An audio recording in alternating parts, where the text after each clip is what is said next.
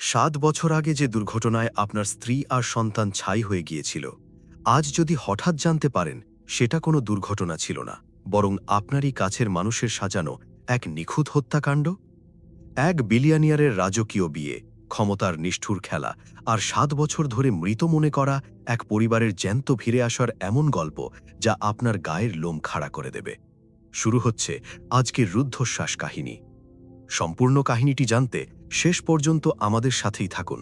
তবে তার আগে ভিডিওটি লাইক করুন, চ্যানেলটি সাবস্ক্রাইব করুন এবং কমেন্টে জানান আপনারা কে কোথায় থেকে দেখছেন।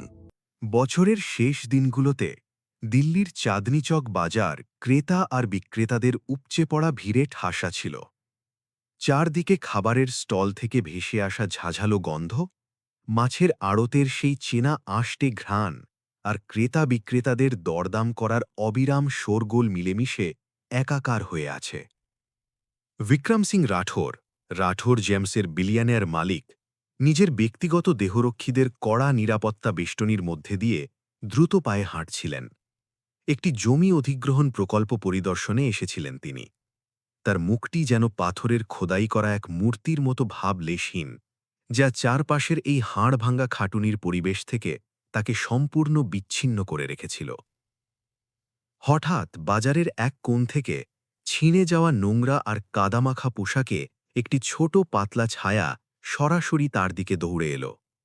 বিক্রমের বডিগার্ডরা মুহূর্তের মধ্যে প্রতিক্রিয়া দেখাল। তাদের মধ্যে একজন কর্কশভাবে হাত বাড়িয়ে সেই বাচ্চাটিকে সজোরে ধাক্কা দিল। বাচ্চাটি টাল সামলাতে না পেরে ভেজা কর্দমাক্ত মাটিতে আছড়ে পড়ল।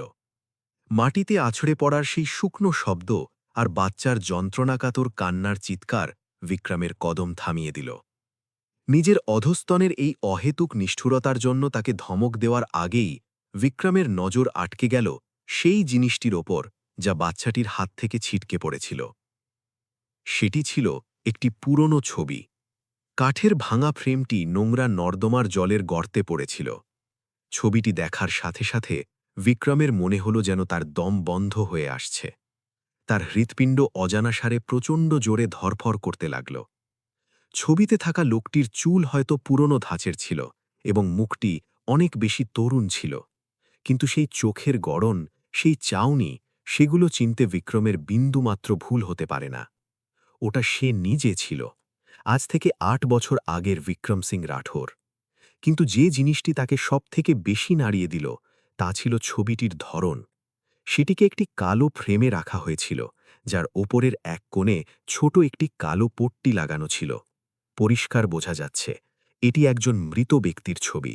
পরী, প্রায় ৯ বছর বয়সী লটারি বিক্রি করা মেয়েটি নিজের হাঁটুতে লাগা আঁচড় থেকে চুঁইয়ে পড়া রক্তের পরোয়া না করেই ছবিটা তোলার জন্য দ্রুত এগিয়ে এলো। সে নিজের ছেঁড়া কামিজের আঁচল দিয়ে ছবির সেই লোকটির মুখে লেগে থাকা কাদার দাগ খুব মায়ায় মুছে দিল। মুছতে মুছতে সে ফুঁপিয়ে কাঁপতে লাগল, "আমাকে ক্ষমা করে দাও পাপা, আমি তোমাকে আবার নোংরা করে দিয়েছি।" বিক্রম মূর্তির মতো স্তব্ধ হয়ে দাঁড়িয়ে রইল, যেন তার পা দুটি এখন আর তার নিয়ন্ত্রণে নেই। সে ধীরে ধীরে কাছে এলো। তাকে আটকানোর চেষ্টা করা বডিগার্ডের হাত সে রুক্ষভাবে সরিয়ে দিল এবং সযত্নে বাচ্চাটির সামনে বসে পড়ল। তার কণ্ঠস্বর কাঁপছিল এবং প্রচণ্ড ভারী হয়ে এসেছিল। "বেটা, এই ছবিতে কে আছে?" বাচ্চাটি তার বড় বড় অশ্রুভেজা চোখ তুলে তাকে দেখল। যে মুহূর্তে দুজনের চোখ মিলল, বিক্রমের মাথায় যেন বিদ্যুতের মতো চমক খেলে গেল। সেই চোখের মণি, সেই লম্বা ঘন চোখের পলক, সেগুলো অঞ্জলির সাথে কি নিদারুণ মিল! বাচ্চাটিও অবাক হয়ে গেল। তার ছোট মুখটি হাঁ হয়ে গেল এবং সে কাঁপতে থাকা হাতে ছবিটিকে তার সামনে দাঁড়িয়ে থাকা লোকটির আসল চেহারার সাথে মেলাল। পরী ফুঁপিয়ে কেঁদে বলল, "আঙ্কেল, আপনি তো হুবহু আমার পাপার মতো দেখতে। মা বলে আমার পাপা আকাশে থাকে, সে সবসময় ওপর থেকে আমাদের দুজনকে রক্ষা করে। কিন্তু আপনি এখানে কিভাবে? আপনি কি আকাশ থেকে আমাকে মাকে খুঁজতে এসেছেন?" বাচ্চার সেই করুণ কান্নার আওয়াজ বাজারের গুমোট পরিবেশকে যেন এক লহমায় চিরে দিল। ঠিক তখনই বিক্রমের বাগদত্তা রিয়া মালহোত্রা নিজের উঁচু হিলের স্যান্ডেলের টাক টাক শব্দ করতে করতে সেখানে হাজির হল। সে নিচু স্তরের বাজারের দুর্গন্ধ এড়াতে নিজের নাকে হাত দিয়ে মুখ কুচকাল। তার কণ্ঠে চরম ঘৃণা মিশিয়ে সে বলল, "বিক্রম, তুমি এসব কি করছো? এটা স্রেফ একটা ধোঁকাবাজ বাচ্চা। হয়তো ও দেখেছে যে তুমি অনেক ধনী, তাই টাকা হাতানোর জন্য এই নাটক সাজিয়েছে। বডিগার্ডরা, একে এখান থেকে তাড়াও। একে নিজের দামি পোশাক নোংরা করতে দিও না। রিয়া আরও কাছে এলো এবং নিজের জুতোর ডগা দিয়ে পরীর হাতের ছবিটিকে জোরে লাথি মারল, যাতে বাচ্চাটি ভারসাম্য হারিয়ে পেছনের দিকে পড়ে গেল। সে ঠান্ডা গলায় ধমক দিল, এই নোংরা মুখটা দেখো। কোন বাপ এমন সন্তান জন্ম দেবে? আমি পুলিশ ডেকে তোমাকে ঝামেলা করার অপরাধে ধরিয়ে দেওয়ার আগে এখান থেকে দাফা হও। বিক্রম রিয়াকে কোনো জবাব দিল না। তার চোখ এখনও বাচ্চাটির উপর স্থির ছিল। তার হৃদয়ে তখন এক প্রলয়ঙ্করী তুফান উঠছিল। ৮ বছর আগে একটি ভয়াবহ কার বিস্ফোরণ অঞ্জলি, তার সবচেয়ে প্রিয় স্ত্রী এবং তাদের ২ বছরেরও কম বয়সী মেয়েকে তার বুক থেকে কেড়ে নিয়েছিল। সে এতদিন ধরে অনুশোচনার নরকে বেঁচেছিল। সবসময় নিজেকে সেই অলুক্ষণে দিনে তাদের সাথে না থাকার জন্যে অভিশাপ দিত। সে নিজের চোখে গাড়িটিকে দাউ দাউ করে জ্বলতে দেখেছিল। সে নিজের কানে পুলিশকে এই ঘোষণা করতে শুনেছিল যে কেউ বেঁচে নেই। আর এখন এক গরিব বাচ্চা বাজারে তার মৃত ব্যক্তির ছবি নিয়ে নিজের বাবাকে খুঁজছে। এত ধমক খাওয়া সত্ত্বেও পরী ভয় পেল না এবং পালিয়েও গেল না। সে টালমাটাল অবস্থায় উঠে দাঁড়াল। ছবিটিকে নিজের বুকে এমনভাবে জাপটে ধরল যেন কেউ তার একমাত্র সম্পদ কেড়ে নেবে। সে রিয়ার দিকে রাগী নজরে তাকিয়ে বলল, আমি ধোঁকাবাজ নই। আমার মা বলে যে আমার পাপা পৃথিবীর সবথেকে ভালো মানুষ। মা বলে পাপা শুধু কিছু সময়ের জন্য দূরে গেছে। এই আঙ্কেল আমার পাপার মতো দেখতে। আমি কাউকে ধোঁকা দিচ্ছি না। বিক্রম হাত বাড়িয়ে তার এলোমেলো চুলগুলো ছুঁতে চাইল, কিন্তু যখন সে দেখল যে রিয়া বাচ্চাটিকে পাল্টা জবাব দেওয়ার জন্যে চড় মারতে যাচ্ছে, সে মাঝপথেই থেমে গেল। সে ঝটকা দিয়ে উঠে দাঁড়াল এবং রিয়ার কবজি শক্ত করে চেপে ধরল। তার চোখে তখন আগুনের ফুলকি। যথেষ্ট হয়েছে রিয়া, তুমি এক্ষুনি গাড়িতে গিয়ে বসো। রিয়া নিজের বাগদত্তের এই রুক্ষ আচরণে চমকে গেল। সে আরও কিছু তর্ক করতে চেয়েছিল, কিন্তু যখন সে বিক্রমের চোখে ভয়ানক এক শীতলতা দেখল, তখন সে রাগে গজগজ করতে করতে ঘুরে চলে গেল। যাওয়ার সময় পরীর দিকে ঘৃণার নজর দিতে সে ভুলল না। বিক্রম তার বিশ্বস্ত সহকারী অর্জুন শর্মার দিকে ফিরল, যে শুরু থেকে সবকিছু মনোযোগ দিয়ে দেখছিল। বিক্রম একটি শান্ত কিন্তু অর্থবহ ইশারায় তাকে সংকেত দিল। অর্জুন সঙ্গে সঙ্গে তার মালিকের মনের কথা বুঝতে পারল। সে ভিড়ের মধ্যে পিছিয়ে গেল, যাতে চুপি চুপি পরীর সেই ছোট্ট ছায়াটির পিছু নিতে পারে। যখন বাচ্চাটি নিজের হাতে লটারির টিকিটের বান্ডিল নিয়ে ধীরে ধীরে হাঁটতে লাগল, বিক্রম নিজের গাড়িতে ফিরে এলো। কিন্তু তার মস্তিষ্ক এখন হাজার হাজার কোটির প্রজেক্ট থেকে পুরোপুরি সরে গেছে। সে নিজের মাথা বিলাসবহুল লেদার সিটে ঠেকিয়ে দিল, নিজের চোখ বন্ধ করে নিল, যাতে দীর্ঘ বছরের জমে থাকা চোখের জল বেরিয়ে না আসে। তার মনের পর্দায় অঞ্জলির ছবি স্পষ্ট হয়ে ভেসে উঠল। অঞ্জলি এক সাধারণ গরিব ঘরের মেয়ে ছিল, কিন্তু তার হৃদয় ছিল পবিত্র। সে বিক্রমের সাথে তখন থেকেই ছিল যখন তার কাছে কিছুই ছিল না। কিন্তু তাদের এই ভালোবাসাকে বিক্রমের মা শ্রীমতী গায়ত্রী দেবী রাঠোর কড়া বিরোধিতা করেছিলেন। তিনি সব সময় বিশ্বাস করতেন যে অঞ্জলি তার ছেলের উন্নতির পথে একটি বাধা এবং তার অস্তিত্ব রাঠোর জেমসের সম্মানের ওপর একটি কলঙ্ক। বিক্রমের সেই ভয়াবহ দিনটির কথা মনে পড়ল, যখন সে সেই বুক কাঁপানো খবর পেয়েছিল। অঞ্জলি এবং তাদের মেয়ে পরী, তখন তার নাম তিয়া ছিল, কি নানুর বাড়ি নিয়ে যাওয়া গাড়ির গ্যাস সিলিন্ডার ফেটে গিয়েছিল। যখন সে অকুস্থলে পৌঁছেছিল, তখন সেখানে কেবল কালো ধ্বংসাবশেষ আর ছাইয়ের স্তূপ অবশিষ্ট ছিল। সেই সময় গায়ত্রী দেবী তাকে জড়িয়ে ধরেছিলেন, ফুপিয়ে কেঁদে বলেছিলেন যে এটা কপাল, তাকে গ্রুপ সামলানোর জন্যে শক্ত হতে হবে। বিক্রম তা বিশ্বাস করে নিয়েছিল। সে গত ৭ বছর ধরে একটি লাশের মতো বেঁচেছিল, যতক্ষণ না পরীর উপস্থিতি সবকিছু ওলটপালট করে দিল। নদীর তীরে ভাঙ্গারের বস্তিতে, যেখানে ময়লা আর কালো জলের তীব্র দুর্গন্ধ বাতাসে ভেসে আসছিল, পরী আঁকাবাঁকা মাটির রাস্তায় ধীরে ধীরে হাঁটছিল। অর্জুন একটি নিরাপদ দূরত্ব বজায় রেখে তাকে অনুসরণ করছিল।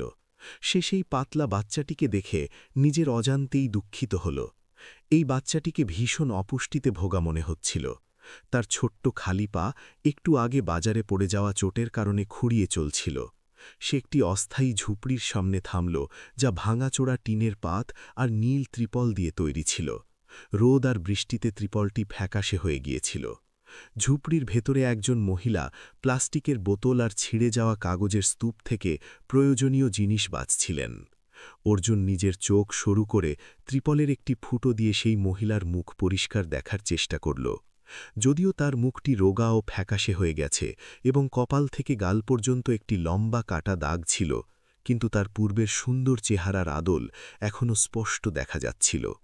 অর্জুনের হৃৎপিণ্ড জোরে ধরফর করতে লাগল যখন সে সেই মহিলা আর অঞ্জলির সেই ছবিটির মধ্যে একটি অদ্ভুত মিল খুঁজে পেল, যা বিক্রম সব সময় তার অফিসে অতি গোপনে যত্ন করে রাখত।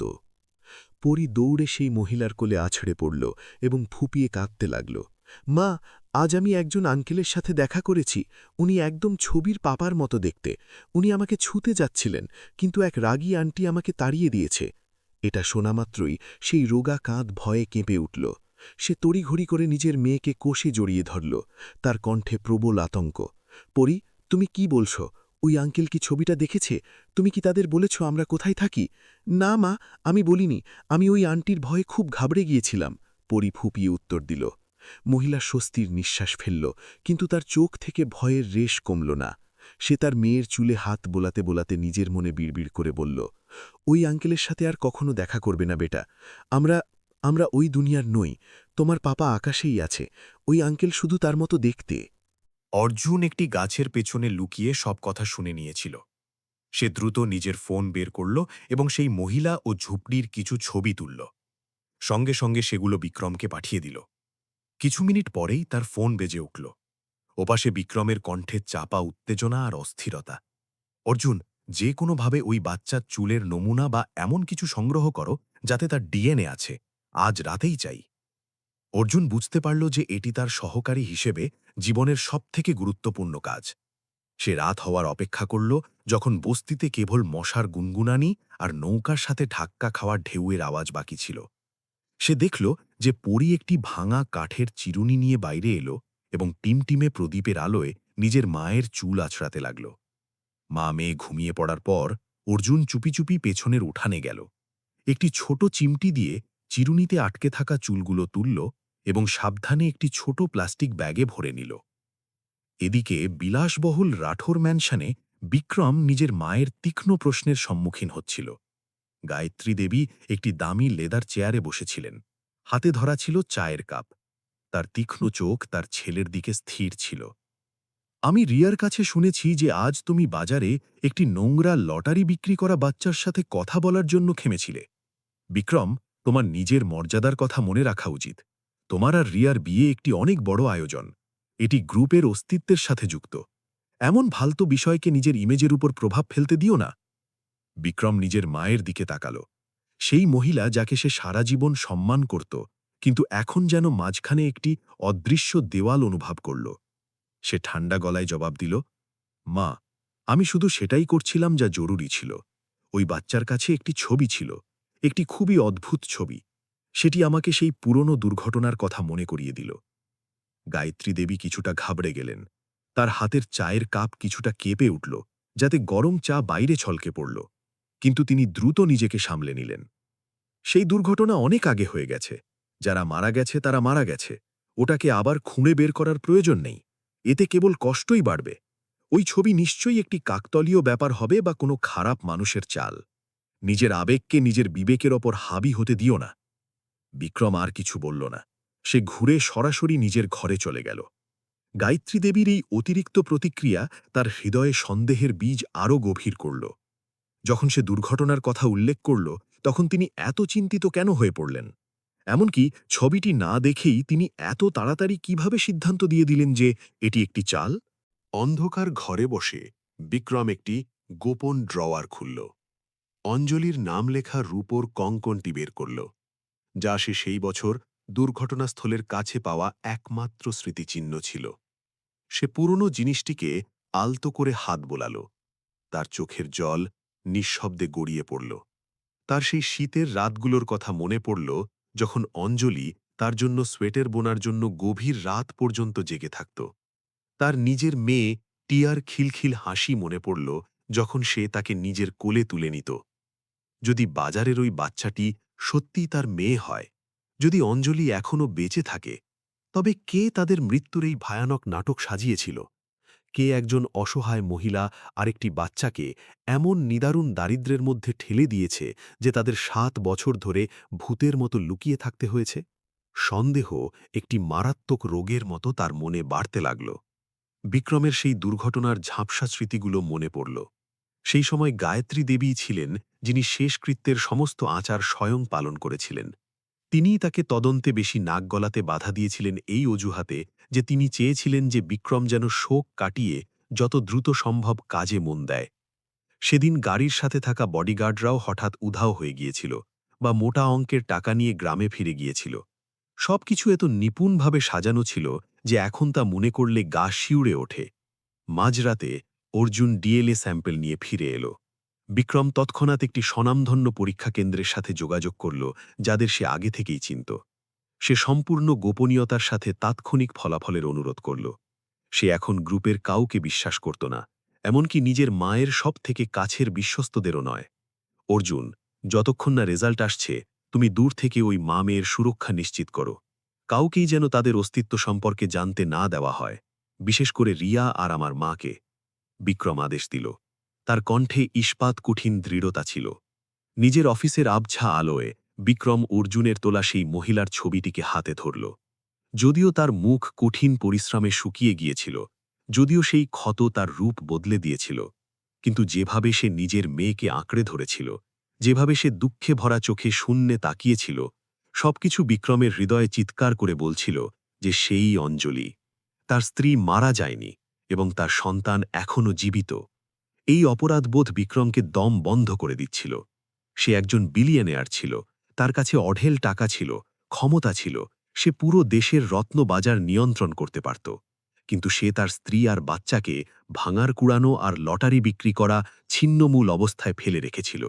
সে নিজের মেয়েকে নিজের বাবার মৃত ছবি নিয়ে বাজারে বাজারে মানুষের অবজ্ঞা সহ্য করতে দিয়েছে।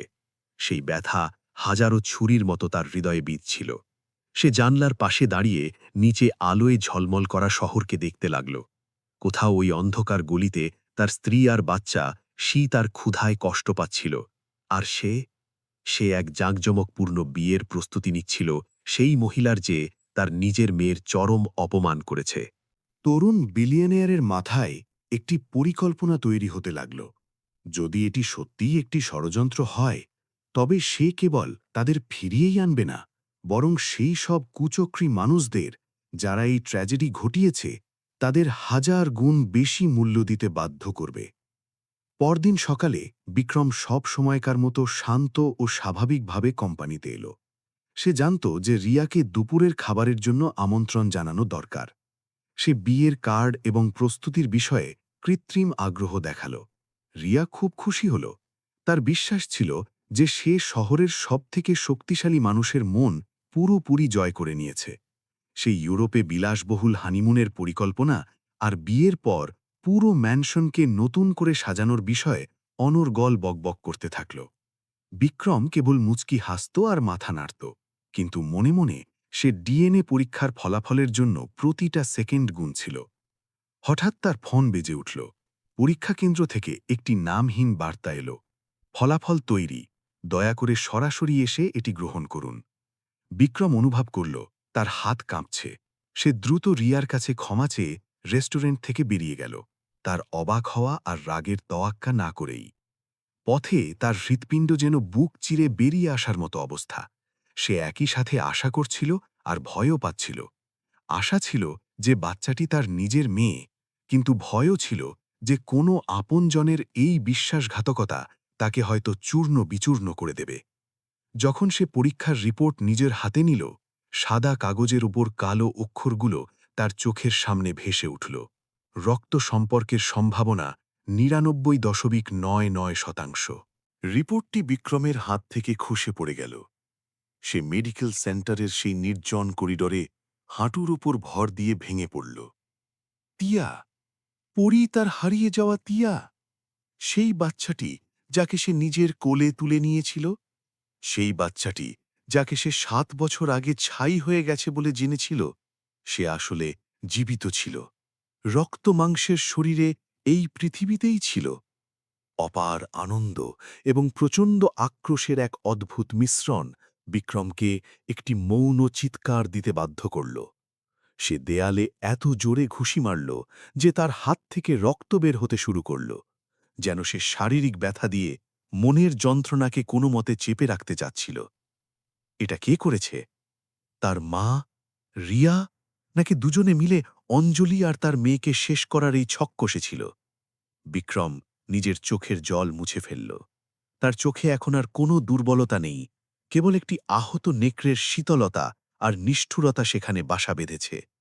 সে তৎক্ষণাৎ অর্জুনকে ফোন করল। অর্জুন, একটি বিশেষ নিরাপত্তা দল প্রস্তুত করো। সাধারণ শ্রমিকের ছদ্মবেশে ওই বস্তিকে ২৪ ঘণ্টা ঘিরে রাখো। যদি কেউ ওই মামের একটি চুলও স্পর্শ করার চেষ্টা করে, তবে আমি তাদের নিজের জীবন দিয়ে দাম মেটাতে বাধ্য করব। আরেকটি কথা, আমাকে সেই বছর দুর্ঘটনার সময় সাথে থাকা সকল বডিগার্ডের ফাইল খুঁজে বের করে দাও। আমি জানতে চাই তারা এখন কোথায়।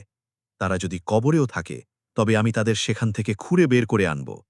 সে তার গাড়িতে ফিরে এলো এবং এক চাপা আক্রোশে গাড়ি চালাতে থাকল। যখন সে একটি বড় খেলনার দোকানের পাশ দিয়ে যাচ্ছিল, তখন সে হঠাৎ গাড়ি থামাল। সে ভেতরে গেল, সুন্দর পুতুল আর রাজকন্যার চমৎকার পোশাকগুলো দেখল, যা তার মেয়ের অনেক আগেই পাওয়া উচিত ছিল। সে সবথেকে বড় এবং সবথেকে সুন্দর পুতুলটি কিনল এবং নিঃশব্দে সেটি গাড়ির পেছনের সিটে রেখে দিল। বিক্রম জানত যে এই লড়াই কেবল শুরু হয়েছে। সে তাদের এখনই ফিরিয়ে আনতে পারবে না, কারণ সে এখনও জানত না যে আসল শত্রু ঠিক কে, আর তাদের কাছে আর কি কি গোপন চাল আছে। একটি ভুল পদক্ষেপ অঞ্জলি আর পরীকে আবারও বড় বিপদে ফেলতে পারে। তাই তাকে এখন একটি নাটক করতে হবে, এমন এক নিখুঁত নাটক যা সেই সব মানুষদের থেকেও সূক্ষ্ম হবে যারা তার সাথে গত ৭ বছর ধরে এই জঘন্য খেলা খেলেছে। শয়ে শয়ে বর্গমিটারের সেই চমৎকার অফিসটি বিক্রমের কাছে আজ হঠাৎ করেই একটি অক্সিজেনহীন কাঁচের খাঁচার মতো দমবন্ধ হয়ে এলো। সে নিজের টাইটি ঢিলে করল, কিন্তু গলার ভেতর সেই শ্বাসরোধের অনুভূতি যেন এক বিন্দু কমল না। ডিএনএ পরীক্ষার রিপোর্টটি তার বুকের পকেটে রাখা ছিল, ঠিক তার ধড়ফড় করতে থাকা হৃৎপিণ্ডের ওপরে। এই কাগজটি একটি অকাট্য প্রমাণ এবং গত প্রায় ১ দশক ধরে তার নিজের অজ্ঞতার জন্য একটি কঠিন সাজা ছিল। সে ম্যানশন থেকে বেরিয়ে এলো। বডিগার্ডদের সাথে নিতে সে সাফ মানা করে দিল এবং নিজে এসইউভি চালিয়ে অন্ধকার রাতে বেরিয়ে গেল। গাড়ির ভেতরের নীরবতা ছিল ভয়ঙ্কর। কেবল ইঞ্জিনের গর্জন শোনা যাচ্ছিল, যা এমন এক ব্যক্তির হৃদয়ের আর্তনাদের মতো ছিল যে এইমাত্র ছাইয়ের স্তূপের মধ্যে নিজের আত্মাকে খুঁজে পেয়েছে। বিক্রম কোনো গান বাজাল না। সে চেয়েছিল এই নীরবতা যেন তার যন্ত্রণাকে পুরোপুরি গ্রাস করে নেয়, যাতে সে সেই মহিলার মুখোমুখি হওয়ার আগে এই যন্ত্রণার প্রতিটি মুহূর্তকে মনে রাখতে পারে, যার সাথে সে কখনো মরার বাঁচার শপথ করেছিল, কিন্তু তাকে দুঃখের গর্তে পড়তে দিয়েছিল। নদীর তীরের সেই ভাঙার বস্তিটি রাস্তার আবঝা আলোয় দৃশ্যমান হল। এটি উঁচু দালানের চাকচিক্য ছিল না, বরং একটি অন্ধকার ও স্যাঁতস্যাঁতে এলাকা ছিল, যেখানে দারিদ্র্যের নিঃশ্বাস কাদার তীব্র গন্ধে মিশেছিল। বিলাসবহুল গাড়িটি গলির মোড়ে থামল, যা উঁচু আবর্জনার স্তূপের মাঝে অদ্ভুত ও বেমানান লাগছিল। বিক্রম গাড়ি থেকে নামল। তার দামি চামড়ার জুতো কাদায় দেবে গেল, কিন্তু সেদিকে তার কোনো ভ্রুক্ষেপ ছিল না। সে সেই ঝোঁপড়ির দিকে এগিয়ে যেতে থাকল, যেখান থেকে ত্রিপলের একটি ছিদ্র দিয়ে প্রদীপের আবঝা আলো আসছিল। যতই সে কাছে আসছিল, ততই তার কদম ধীর হয়ে যাচ্ছিল। এক অজানা ভয় তার মনে বাসা বাঁধল। তার ভয় হচ্ছিল যে যখন সে ভেতরে যাবে, তখন সবকিছু কি একটি স্বপ্ন হবে, নাকি তার থেকেও খারাপ কিছু। সে ভয় পাচ্ছিল যে তাকে তার প্রিয় মহিলার চেহারায় সময় ও দুঃখের ছাপ দেখতে হবে। ছেঁড়া ত্রিপলের একটি ছিদ্র দিয়ে বিক্রম একজন মহিলার ছায়া দেখল, যে পেছন ফিরে বসেছিল। তার কাঁধ এতই সরু ছিল যে তার পুরনো শাড়ির নিচ থেকে হাড়গুলো স্পষ্ট দেখা যাচ্ছিল। সে সন্ধ্যায় সংগ্রহ করা ভাঙার থেকে তামার তার বের করছিল। তার হাত কাঁপছিল, কিন্তু সে সকালের বাজারের জন্য দ্রুত কাজ শেষ করার চেষ্টা করছিল। তার কাশির শব্দ শোনা গেল, যা শুকনো ও যন্ত্রণাদায়ক ছিল, যেন বুক আছড়ে দিচ্ছিল। বিক্রম আর সহ্য করতে পারল না। সে হাত বাড়িয়ে ত্রিপল সরাল। পুরনো প্লাস্টিকের খসখস শব্দে মহিলাটি চমকে ঘুরে তাকাল। টিমটিমে প্রদীপের আলোয় ৭ বছরের বিচ্ছেদের পর দুটি মুখ মুখোমুখি হল। বিক্রমের মনে হল যেন কেউ তার হৃৎপিণ্ড নিংড়ে নিয়েছে যখন সে অঞ্জলির বর্তমান রূপ দেখল। তার একটি চোখ একটি সাদা পর্দা দিয়ে ঢাকা ছিল। সেই বছরের বিস্ফোরণের চিহ্নটি এখনও কপালে থেকে গাল পর্যন্ত একটি লম্বা দাগ রেখে গেছে, যা তার আগের সৌন্দর্যকে ম্লান করে দিয়েছিল। অঞ্জলি স্তব্ধ হয়ে গেল। তার হাতের তার কাটার প্লাসটি মাটিতে পড়ে গেল, যা থেকে একটি ঠান্ডা শব্দ হল। সে নিজের চোখ কচলাল, ভাবল হয়তো অতিরিক্ত কাজ করার কারণে তার বিভ্রম হচ্ছে। কিন্তু সামনে দাঁড়িয়ে থাকা লোকটির থেকে আসা মানুষের শরীরের উত্তাপ আর চন্দনের সেই পরিচিত সুবাস তাকে আর ধোঁকা খেতে দিল না। বিক্রমের কণ্ঠস্বর বুঝে এল। সে কেবল দুটি শব্দ বলতে পারল, অঞ্জলি, তুমি সত্যিই আছো? একটি শক্ত আলিঙ্গন বা খুশির অশ্রুর পরিবর্তে অঞ্জলির প্রতিক্রিয়া বিক্রমকে স্তব্ধ করে দিল। সে পেছনের দিকে সরে গেল, নুড়ি পাথরের স্তূপের উপর হোঁচট খেয়ে পড়ে গেল। তার হাত এমনভাবে কাঁপছিল যেন সে নিজেকে বাঁচানোর জন্য কিছু খুঁজছে, এবং ঘাবড়ে গিয়ে তোতলাতে লাগল। না, তুমি যাও, তুমি ভুল মানুষকে দেখে ফেলেছ। আমি অঞ্জলি নই। অঞ্জলি মারা গেছে, 7 বছর আগে মারা গেছে। বিক্রম তাকে তোলার জন্য এগিয়ে গেল, কিন্তু অঞ্জলি ভয়ে চিৎকার করে উঠল, আমাকে ছুঁয়ো না। যদি তুমি না চাও যে আমরা মারা যাই, তবে দয়া করে এখনই চলে যাও। এখানে কখনো ফিরে এসো না। অঞ্জলি, আমাকে দেখো, আমি বিক্রম, তোমার স্বামী। তুমি এমন কেন বলছো? তোমাকে কেন এইভাবে বেঁচে থাকতে হচ্ছে, অথচ আমি সব সময় তোমাকে খুঁজেছি? বিক্রম তার সামনে হাঁটু গেড়ে বসে পড়ল। তার সব সময়কার ঠান্ডা পাথরের মতো চেহারায় অশ্রু বয়ে যাচ্ছিল। অঞ্জলি এখন বাধা দেওয়া বন্ধ করল। সে তার স্বামীর যন্ত্রণাকাতর চোখের দিকে তাকাল এবং তারপর তিক্তভাবে হাসল, এমন এক হাসি যা কান্নার থেকেও যন্ত্রণাদায়ক ছিল। আমাকে খুঁজছিলে? যদি তুমি সত্যি খুঁজতে, তাহলে গায়ত্রী দেবী আমাকে কেন বললেন যে তুমি অন্য কাউকে ঘরে আনার জন্য মৃত্যু সনদে স্বাক্ষর করে দিয়েছিলে? তিনি কেন বললেন যে এই মা মেয়ের অস্তিত্ব তোমার চোখের কাঁটা, রাঠোর জেমসের মহান কেরিয়ারের পথে বাধা? অঞ্জলির শব্দগুলো ঠান্ডা জলের মতো সেই সত্যের ওপর পড়ল যা বিক্রম সবসময় বিশ্বাস করে আসছিল। সে স্তব্ধ হয়ে গেল। তার মস্তিষ্ক বিক্ষিপ্ত টুকরোগুলো নিয়ে ঘুরপাক খাচ্ছিল। জানা গেল যে তার মা কেবল তার মৃত্যুর নাটকই সাজাননি, বরং তার মাথায় বিষাক্ত মিথ্যাও বুনে দিয়েছিলেন যাতে সে কখনো ফিরে আসার সাহস না করে। অঞ্জলি বলতে শুরু করল। তার কণ্ঠস্বর ছিল নির্বিকার, যেন সে নিজের জন্য মৃত্যুদণ্ড পড়ছে। তার সেই অলক্ষণে রাতের কথা মনে পড়ল যখন সে পরীকে নিয়ে যাচ্ছিল। সেই সময় তিয়া 2 বছরের থেকে সামান্য বড় ছিল। সে নানুর বাড়ি যাওয়ার জন্য গাড়িতে বসেছিল, যেমনটা গায়ত্রী দেবী বলেছিলেন। গাড়িতে বসতেই তার মাথা ঘুরতে শুরু করল। এয়ার কন্ডিশনার থেকে একটি অদ্ভুত গন্ধ আসছিল, যাতে সে বেহুশ হয়ে যায়। যখন তার জ্ঞান ফিরল, তখন সে নিজেকে একটি অজানা হোটেলের ঘরে আবিষ্কার করল, যার পাশে একজন অচেনা লোক পোশাকহীন অবস্থায় শুয়েছিল। সে কিছু বুঝে ওঠার আগেই ঘরের দরজা খুলে গেল। গায়ত্রী দেবী এবং রিয়া প্রাইভেট ডিটেকটিভদের নিয়ে হাজির হলেন। ক্যামেরার ফ্ল্যাশ অনবরত জ্বলছিল, যা আগে থেকে তৈরি করা সেই অপমানের দৃশ্যকে ফ্রেমবন্দি করছিল। গায়ত্রী দেবী তাকে চরম ঘৃণা নিয়ে দেখলেন। বিছানায় দলিলের একটি বান্ডিল ছুঁড়ে মারলেন। এটা ভালো করে দেখো, বিক্রম সবকিছু জেনে গেছে। সে তোমার আর এই বাচ্চার মুখ দেখতে চায় না। বাইরে গাড়ি তৈরি আছে। যদি চাও তোমার মেয়ে বেঁচে থাকুক, তবে অনেক দূরে চলে যাও। অঞ্জলি হাঁটু গেড়ে বসে ভিক্ষা চাইতে লাগল। সে বারবার বলতে থাকল তাকে ফাঁসানো হয়েছে। কিন্তু গায়ত্রী দেবী ঠান্ডা গলায় ঘোষণা করলেন, বিক্রম বলেছে যে যদি তোমাকে শহরে আর একবার দেখা যায়, তবে সে নিজে তোমার থেকে বাচ্চা লালন পালনের অধিকার কেড়ে নেবে এবং তোমাকে গ্রুপের সম্পত্তিতে জালিয়াতির অভিযোগে জেলে ঢুকিয়ে দেবে।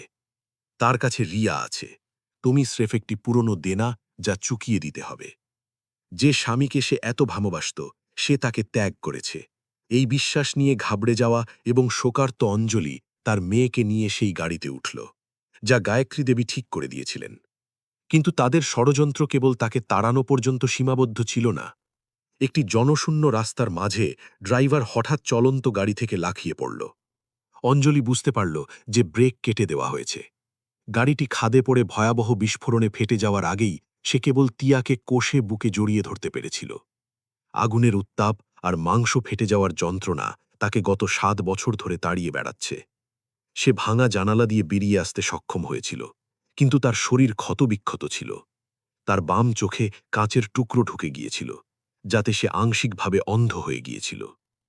তখন থেকে সে ভয়ের ছায়ায় বেঁচেছিল। মায়া নামে বস্তিতে লুকিয়ে নিজের মেয়েকে মানুষ করার জন্য সব ধরনের ছোটখাটো কাজ করত, এই একটিমাত্র বিশ্বাস নিয়ে যে যদি তার পরিচয় ফাঁস হয়ে যায় তবে গায়ত্রী দেবী রাঠোর পরিবারের ক্ষমতা ব্যবহার করে পরীর বেঁচে থাকা জীবনটাও শেষ করে দেবেন। বিক্রম যখন শুনছিল তখন তার শরীরের রক্ত জমে বরফ হয়ে যাচ্ছিল। সে বিশ্বাস করতে পারছিল না যে তার মা, যিনি প্রায়ই মন্দিরে যেতেন এবং দান খয়রাত করতেন, তিনি এত নিষ্ঠুর হতে পারেন। সে অঞ্জলির রুক্ষ হাতগুলো ধরে নিজের কপালে রাখল এবং ফুঁপিয়ে কাঁদতে লাগল।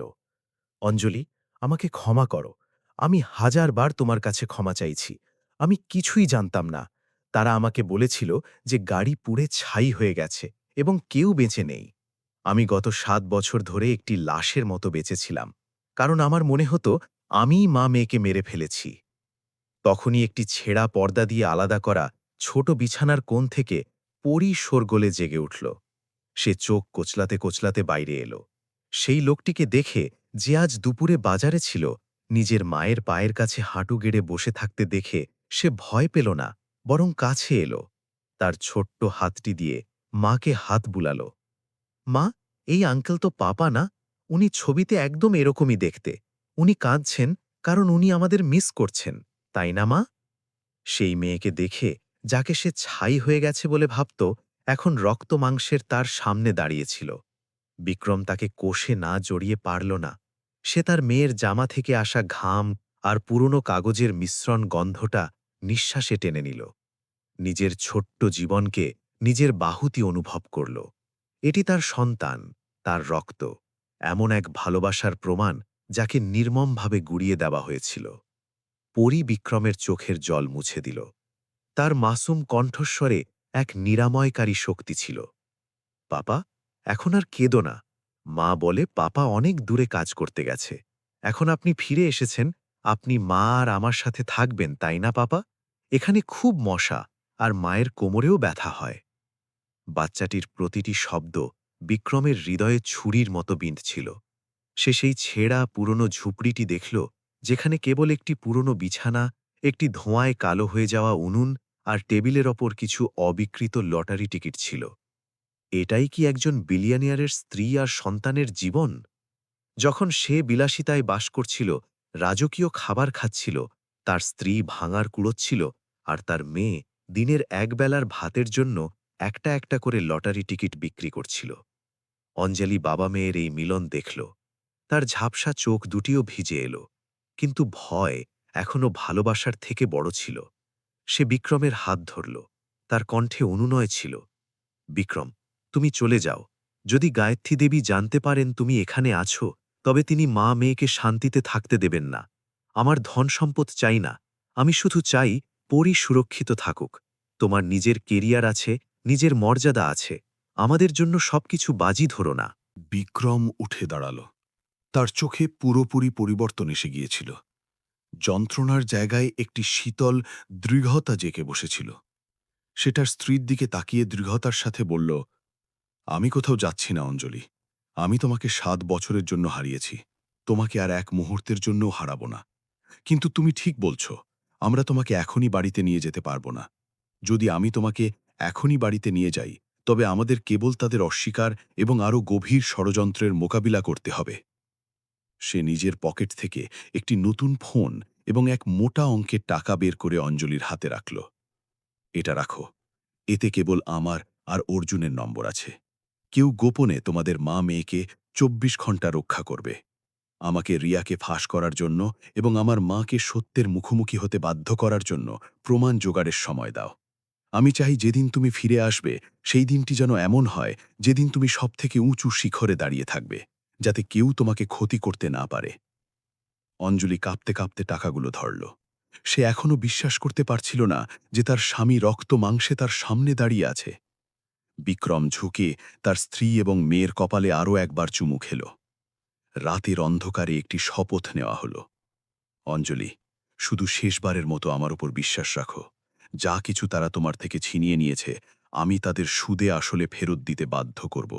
গত 7 বছরে তোমার এই ত্যাগ বৃথা যাবে না। সে ঝুপড়ি থেকে বেরিয়ে এলো। প্রতিটি পদক্ষেপ ভারী কিন্তু দৃঢ় ছিল। বিক্রম শেষবারের মতো পেছন ফিরে তাকাল। প্রদীপের আলোয় মা মেয়ের ছোট্ট ছায়া দুটি দেখে সে নিজের দাঁতে দাঁত চাপল, যাতে সে দৌড়ে গিয়ে তাদের এখনই নিয়ে না আসে। সে জানত যে আত্মীয়ের ছদ্মবেশে থাকা দুষ্ট লোকদের হারাতে হলে তাকে তাদের থেকেও বেশি ঠান্ডা এবং চতুর হতে হবে। গাড়িতে বসে বিক্রম সঙ্গে সঙ্গে অর্জুনকে ফোন করল। তার কণ্ঠস্বর বরফের মতো শীতল ছিল। অর্জুন, পরীক্ষা হয়ে গেছে। এখন আমি চাই তুমি সেই বছরের দুর্ঘটনার ফাইলগুলো আবার খুঁজে বের করো। কিন্তু পুলিশের কাছে থাকা ফাইল নয়, বরং বীমা কোম্পানি এবং প্রাইভেট রেস্কিউ টিমের মূল ফাইলগুলো। আমার সন্দেহ যে ঘটনাস্থলের তদন্তে পরিবারের সদস্যরা হস্তক্ষেপ করেছিল। আর চুপি চুপি ওই বস্তির পুরো জমিটা কিনে নাও একটি বিদেশি সহযোগী কোম্পানির নামে। আমার মা যেন বিন্দুমাত্র জানতে না পারেন। গাড়ি রাতের অন্ধকারে ছুটে চলল। পেছনে গরিব বস্তি আর কঠোর পরিশ্রমী মানুষকে ফেলে এলো। বিক্রম রিয়ার ভিউ মিরারে দেখল। তার মুখে এখন আর কোনো আবেগ ছিল না, কেবল ঘৃণা এবং দৃঢ় সংকল্পের আগুন তার চোখে জ্বলছিল। তাকে সেই ম্যানশনে ফিরে যেতে হবে। তাকে একজন আজ্ঞাবহ ছেলে আর এক আদর্শ বাগদত্তার ভূমিকা পালন করতে হবে, যাতে চূড়ান্ত চালটি চালার সুযোগের অপেক্ষা করা যায়। পরের কয়েকদিনে বিক্রমের নীরবতা গায়ত্রী দেবীকে অস্থির করতে শুরু করল। তিনি এখনও তার ব্যক্তিগত ড্রাইভারের মাধ্যমে তার ছেলের গতিবিধির ওপর নজর রাখতেন, কিন্তু সব রিপোর্ট থেকে জানা গেল যে সে কেবল ঘর থেকে অফিস এবং রিয়ার সাথে খেতে যেত। যদিও একজন চতুর মহিলার ষষ্ঠ ইন্দ্রিয় তাকে বলছিল যে কিছু একটা গড়বড় আছে। যখন বিক্রম তার দিকে তাকাত, তখন তার চোখে একটি আবছা পর্দা ছাওয়া থাকত। আগের মতো উষ্ণতা বা বিশ্বাস ছিল না। গায়ত্রী দেবী রিয়াকে তাকলেন। তাদের কণ্ঠস্বর নিচু হয়ে এলো। রিয়া, তোমাকে বিক্রমের ওপর আরও নজর রাখতে হবে। আমার মনে হয় ও আজকাল কোথায় যেন হারিয়ে থাকে, এবং ও আমার পুরনো ব্যক্তিগত অ্যাকাউন্টগুলোর তদন্তও শুরু করেছে। হয়তো সেদিন বাচ্চার হাতে পাওয়া মৃত ব্যক্তির ছবিটা ওর মনে কোনো তোলপাড় সৃষ্টি করেছে। তোমাকে এমন কিছু করতে হবে যাতে বিয়েটা যত দ্রুত সম্ভব হয়ে যায়। কেবল যখন তুমি আনুষ্ঠানিকভাবে রাঠোর পরিবারের বউ হবে, তখনই সবকিছু সত্যিই নিশ্চিত হবে। রিয়া তার ব্র্যান্ডেড হ্যান্ডব্যাগটি কষে ধরল। তার সুন্দর মুখে একটি শয়তানি ভাব ফুটে উঠল। মা, আপনি চিন্তা করবেন না। আমি সেই বাচ্চাটির বিষয়ে তদন্ত করার জন্য একজনকে কাজে লাগিয়েছি। যদি সে সত্যিই কোনো বিপদ হয়, তবে আমি তাকে চিরতরে গায়েব করে দেব, যেমনটা তার মাকে করেছিলাম। এবার আমি কোনো ভুল হতে দেব না। বিক্রম দ্বিতীয় তলার বারান্দায় দাঁড়িয়েছিল। সে নিজের দ্বারা ড্রয়িং রুমের ফুলদানিতে গোপনভাবে লাগানো সোনার যন্ত্রের মাধ্যমে তাদের কথোপকথন শুনল। তার হাত লোহার রেলিংয়ের ওপর এত কষে চেপেছিল যে রক্ত বের হতে লাগল। সে এক তুচ্ছ হাসির সাথে হাসল। তারা একদম বদলায়নি। তারা এখনও নিজেদের লক্ষ্য অর্জনের জন্য মানুষের জীবনকে ঘাসের মতো মনে করে। কিন্তু তারা জানত না যে যে নেকড়েটিকে তারা এতদিন ধরে পুষছিল সে জেগে উঠেছে এবং সে সব থেকে নিষ্ঠুর শিকারের প্রস্তুতি নিচ্ছে। সে নিজের ঘরে ফিরে গেল এবং নিজের টেবিলের ক্যালেন্ডারের দিকে তাকাল। বিয়ের ঠিক 2 সপ্তাহ বাকি ছিল। 2 সপ্তাহ ছিল তার কাছে আইনি প্রমাণ থেকে শুরু করে অঞ্জলি এবং পরীর পূর্ণ নিরাপত্তা নিশ্চিত করা পর্যন্ত সব কিছু তৈরি করার জন্য। সে একটি ফাইল বের করল যা অর্জুন এইমাত্র পাঠিয়েছে। এটি সেই সাবেক বডিগার্ডদের তালিকা যারা দুর্ঘটনার পরপরই চাকরি ছেড়ে দিয়েছিল। তাদের মধ্যে একজন সীমান্তে একটি ক্যাসিনোতে নিরাপত্তা রক্ষী হিসেবে কাজ করছিল। অন্য একজন রহস্যময় অর্থের কারণে ধনী হয়ে গিয়েছিল এবং নিজের শহরে দোকানের একটি চেইন চালাচ্ছিল।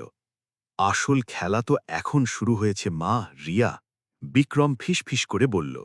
তার কণ্ঠস্বর ঘরের নীরবতায় বিলীন হয়ে গেল।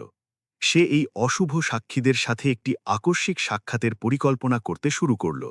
সে তাদের কেনার জন্য টাকা ব্যবহার করবে না, কারণ সে জানত যে লোভী মানুষদের সব সময় বেশি দামে পুনরায় কেনা যেতে পারে। সে ভয় ব্যবহার করবে, অতীতের সেই ভূতদের ব্যবহার করবে যাদের তারা কবর দেওয়ার চেষ্টা করেছিল, যাতে তাদের সত্য উগরে দিতে বাধ্য করা যায়। ইতিমধ্যে ভাঙার বস্তিতে অঞ্জলি এখনও অস্থিরতায় দিন কাটাচ্ছিল। ঝুপড়ির বাইরে প্রতিটি অদ্ভুত শব্দ তাকে চমকে দিচ্ছিল। সে বিক্রমের দেওয়া টাকা থেকে একটি টাকাও খরচ করার সাহস করেনি, কারণ তার ভয় ছিল যে যদি তার জীবন হঠাৎ বদলে যায় তবে শত্রুর নজর আবারও তার ওপর পড়বে। পরী তার মাকে চিন্তিত দেখে তার কাছেই থাকল, তাকে স্কুলে যাওয়া, বন্ধুদের মতো নতুন জামা পরার স্বপ্নের কথা শোনাতে লাগল। অঞ্জলি তার মেয়েকে জড়িয়ে ধরল, চোখের জল আবারও বইতে শুরু করল। সে জানত না যে এইবার বিক্রমের উপর বিশ্বাস করার তার সিদ্ধান্ত সঠিক ছিল নাকি ভুল। সে কেবল এতটুকু জানত যে তার হৃদয় এখনও সেই লোকটির জন্যে ধড়ফড় করে, এবং সে নিজের মেয়েকে একটি উজ্জ্বল ভবিষ্যৎ দেওয়ার জন্য নিজের জীবনও বাজি ধরতে প্রস্তুত, যাতে তাকে আর কখনো বাজারে তার বাবার মৃত ব্যক্তির ছবি নিয়ে ঘুরে বেড়াতে না হয়। আপনি এইমাত্র অতীতের ভূত এবং অশ্রুতে পুনর্মিলনের দ্বিতীয় অংশ শুনলেন। দয়া করে কাহিনীর তৃতীয় অংশটি শুনুন। পরের দিন সকালে বিক্রম রাঠোর ম্যানশনের ডাইনিং রুমে একেবারে নতুন রূপে প্রবেশ করল। গত কয়েকদিনের উদাসীনতা এবং দূরত্বের পরিবর্তে সে সক্রিয়ভাবে গায়ত্রী দেবীর জন্যে চেয়ার টেনে দিল এবং টেবিলে একটি নতুন প্রজেক্টের ফাইল রাখল। তার চোখে একটি নকল উৎসাহ চিকচিক করছিল, এমন কিছু যা গায়ত্রী দেবী সবসময় তার ছেলের মধ্যে দেখতে চেয়েছিলেন। সে হাসল, এমন এক হাসি যা ভালো করে লক্ষ্য করলে তার চোখ পর্যন্ত পৌঁছাচ্ছিল না। তারপর সে ধীরে ধীরে বলল যে সে ভালো করে ভেবে দেখেছে যে গ্রুপের একটি নতুন অনুপ্রেরণা দরকার, এবং রিয়ার সাথে বিয়ে দক্ষিণ ভারতের রত্নবাজার দখল করার জন্য সবথেকে নিখুঁত মঞ্চ। গায়ত্রী দেবী তার ছেলের দিকে তাকালেন। তার মনে সবসময় থাকা সন্দেহ এই ইতিবাচক আচরণের সামনে অর্ধেক কমে গেল। তিনি প্রশংসায় মাথা নাড়লেন, এটা বিশ্বাস করে যে বাজারে বাচ্চাটিকে দেখা পাওয়া শান্ত ঝিলে এক মুহূর্তের বাতাসের ঝাপটা ছিল, এবং এখন বিক্রম তার ইচ্ছা অনুযায়ী একজন আজ্ঞাবহ দাবারুতে পরিণত হয়েছে। সে রিয়ার বাবা, একজন রিয়েল এস্টেট টাইকুন যিনি নগদ টাকার সংকটে ভুগছিলেন, তাকেও গ্রুপের গ্রিন বেল্ট প্রজেক্টে অন্তর্ভুক্ত করার প্রস্তাব দিল। এটি ১,০০০ কোটি টাকার একটি প্রজেক্ট ছিল যা পাওয়ার জন্যে প্রতিটি ব্যবসায়ীর লালসা ছিল। কিন্তু খুব কম লোকই জানত যে এই আকর্ষণীয় মুখোশের পেছনে অনাদায়ী ঋণ এবং আইনি লঙ্ঘনের একটি জাল ছিল যা বিক্রম গোপনে বিছিয়েছিল। পরবর্তী বোর্ড মিটিংগুলোতে বিক্রম একজন আজ্ঞাবহ ছেলে এবং এক অবিশ্বাস্যভাবে দয়ালু বাগদত্তার ভূমিকা পালন করল। সে কেবল পুঁজি বিনিয়োগ করল না, বরং বড় বড় ব্যাংকে রিয়ার পরিবারের ঋণের জন্যে গ্যারান্টারও হল। রিয়ার বাবা, যিনি একজন লোভী ব্যক্তি ছিলেন এবং দেউলিয়া হওয়ার দ্বারপ্রান্তে ছিলেন, সঙ্গে সঙ্গে জালে জড়িয়ে গেলেন। তিনি যৌথ উদ্যোগের চুক্তিতে স্বাক্ষর করলেন, এটা না জেনে যে প্রতিটি স্বাক্ষর তাকে খাদের আরও কিনারে নিয়ে যাচ্ছিল। বিক্রম গোপনে রিয়ার পরিবারের মাধ্যমে পুঁজির অপব্যবহার এবং ভুয়া কোম্পানির মাধ্যমে কর ফাঁকি দেওয়ার সমস্ত প্রমাণ সংগ্রহ করল। সবকিছু একটি অত্যন্ত সুরক্ষিত হার্ড ড্রাইভে জমা করা হয়েছিল, যা আগুন লাগার দিনের অপেক্ষা করছিল। তবে বিক্রমের হঠাৎ পরিবর্তন রিয়াকে অস্থির করে তুলল। একজন চতুর মহিলা হওয়ায় সে এক রাতের মধ্যে আনুগত্য বা মনস্তাত্ত্বিক পরিবর্তনে বিশ্বাস করত না।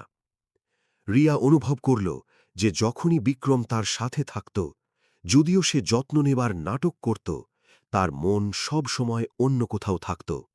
বিশেষ করে সে দেখতে পেল যে সে প্রায়ই একটি দ্বিতীয় ফোন ব্যবহার করত, যা সে স্নান করার সময়ও নিজের কাছে রাখত।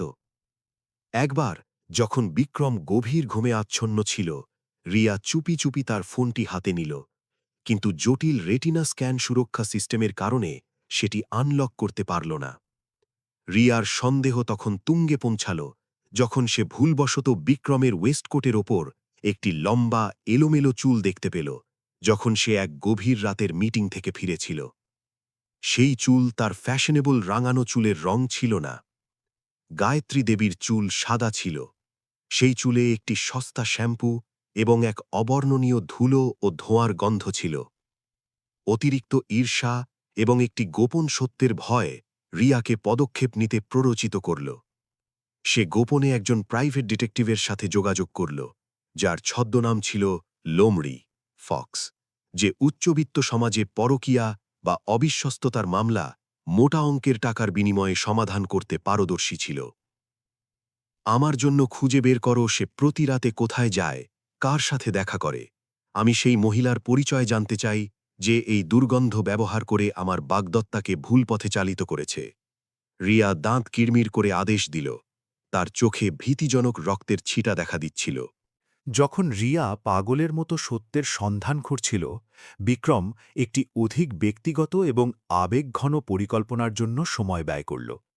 সে গোপনে নিজের ব্যক্তিগত অর্থ ব্যবহার করে উপশহরের একটি পুরনো ভিলা কিনল, যেখানে ৭ বছর আগে ট্র্যাজেডি হওয়ার আগে সে এবং অঞ্জলি তাদের সবথেকে সুখের দিনগুলো কাটিয়েছিল। সেই ঘরটি পরিত্যক্ত পড়েছিল, ঘাস মাথার উপর পর্যন্ত জন্মেছিল এবং দেওয়ালগুলো খসে পড়ছিল। কিন্তু বিক্রম একটি বিশ্বস্ত টিমকে কাজে লাগাল, যারা দিন রাত কাজ করে প্রতিটি খুঁটিনাটি পুনর্নির্মাণ করছিল। সে তাদের সঠিক ধরনের কাঠ, সঠিক রঙের পেইন্ট খুঁজে বের করতে এবং এমনকি দরজার সামনে চামেলি ফুলের ঝুপটিকেও সেই পুরনো জায়গায় আবার লাগানোর অনুরোধ করল। প্রতি রাতে দম বন্ধ করার রাঠোর ম্যানশনে ফেরার পরিবর্তে বিক্রম এই বাড়িতে গাড়ি চালিয়ে আসত। সে উঠানে দাঁড়াত, নিজের চোখ বন্ধ করে বাতাসে চামেলির হালকা গন্ধ অনুভব করত। কল্পনা করত যে অঞ্জলি এখনও কাঠের দোলনায় বসে আছে, তিয়াকে নিজের কোলে নিয়ে হাসি মুখে তার ফেরার অপেক্ষা করছে। এটিই ছিল একমাত্র জায়গা যেখানে সে তার শীতল বিলিয়নিয়ারের মুখোশ খুলে নিজের যন্ত্রণা এবং আশার সাথে বাঁচতে পারত। সে চেয়েছিল যখন সবকিছু শেষ হয়ে যাবে, তখন অঞ্জলি এবং তার মেয়ের কাছে যেন একটি আসল বাড়ি থাকে, একটি প্রাণহীন বিলাসবহুল হোটেল নয়, বরং এমন একটি জায়গা যেখানে তাদের পরিবারের আত্মা থাকবে। নদীর তীরের ভাঙার বস্তিতে অঞ্জলি এবং তার মেয়ের জীবনেও নিঃশব্দে তোলপাড় শুরু হয়ে গিয়েছিল। একজন মধ্যবয়সী কঠোর চেহারার লোক প্রায়ই গলির মোড়ে চায়ের দোকানে কাদামাখা শ্রমিকের পোশাকে দেখা যেত। বস্তির লোকেরা তাকে চাচা কুমার বলত, একজন অভিবাসী যে এখানে মজুরি খাটতে এসেছে। চাচা কুমার খুব দয়ালু মনে হতো, প্রায়ই পরীর মায়ের ফুটো টিনের ছাদ মেরামতে সাহায্য করত বা বাচ্চাটিকে কিছু বিস্কুটের প্যাকেট বা দুধের কৌটা দিত। অঞ্জলি, যে সবসময় অপরিচিতদের থেকে সাবধান থাকত, কিন্তু চাচা কুমারের ভদ্রতা এবং সরলতা ধীরে ধীরে তাকে নিজের সুরক্ষা কবচ শিথিল করতে বাধ্য করল। বাস্তবে এই লোকটি ছিল ইন্সপেক্টর কুমার, একজন অভিজ্ঞ অপরাধ তদন্তকারী পুলিশ কর্মকর্তা, যিনি রাঠোর জেমস সহ বড় বড় গ্রুপের সাথে জড়িত মানি লন্ডারিং র্যাকেটের তদন্তের জন্য আন্ডারকভার ছিলেন। তিনি বিক্রমের উপর দীর্ঘ সময় ধরে নজর রাখছিলেন এবং এটা দেখে খুব অবাক হয়েছিলেন যে এই বিলিয়নিয়ার প্রায়ই এই বস্তিতে আসত। কিছুদিনের পর্যবেক্ষণের পর ইন্সপেক্টর কুমার অনুভব করলেন যে বিক্রম এবং সেই দৃষ্টিহীন মহিলার মধ্যে একটি গভীর এবং রহস্যময় সম্পর্ক আছে। তিনি তাদের জীবনে হস্তক্ষেপ করেননি, কিন্তু নিজের ষষ্ঠ ইন্দ্রিয় দিয়ে তিনি জানতেন যে এই শান্ত ছোট বস্তিতে একটি বড় তুফান আসতে চলেছে। একদিন সন্ধ্যায় যখন অঞ্জলি নদীর তীরে ভাঙা কাঁচের টুকরো কুড়াচ্ছিল, চাচা কুমার কাছে এলেন। তাকে সাহায্য করতে করতে আলগোছে জিজ্ঞেস করলেন, মায়াজি, আমার মনে হয় আপনি এখানকার নন। আপনার কথা বলার ধরন, পরীকে শেখানোর ধরন আমাদের শ্রমিকদের থেকে অনেক আলাদা। আপনি কি কিছু থেকে লুকিয়ে আছেন? অঞ্জলি চমকে উঠল। তার হাত থেকে প্লাস্টিকের বোতল মাটিতে পড়ে গেল। সে নিজের কণ্ঠস্বর শান্ত রাখার চেষ্টা করল। চাচা, আপনি বেশি বলছেন। আমিও স্রেফ একজন অসহায় মানুষ যে পেট চালানোর জন্য ভাঙার কুড়ায়। এখানে এমন কে আছে যার কোনো অতীত নেই, যা সে ভুলে যেতে চায় না? ইন্সপেক্টর কুমার তার ঝাপসা চোখের গভীরে তাকালেন।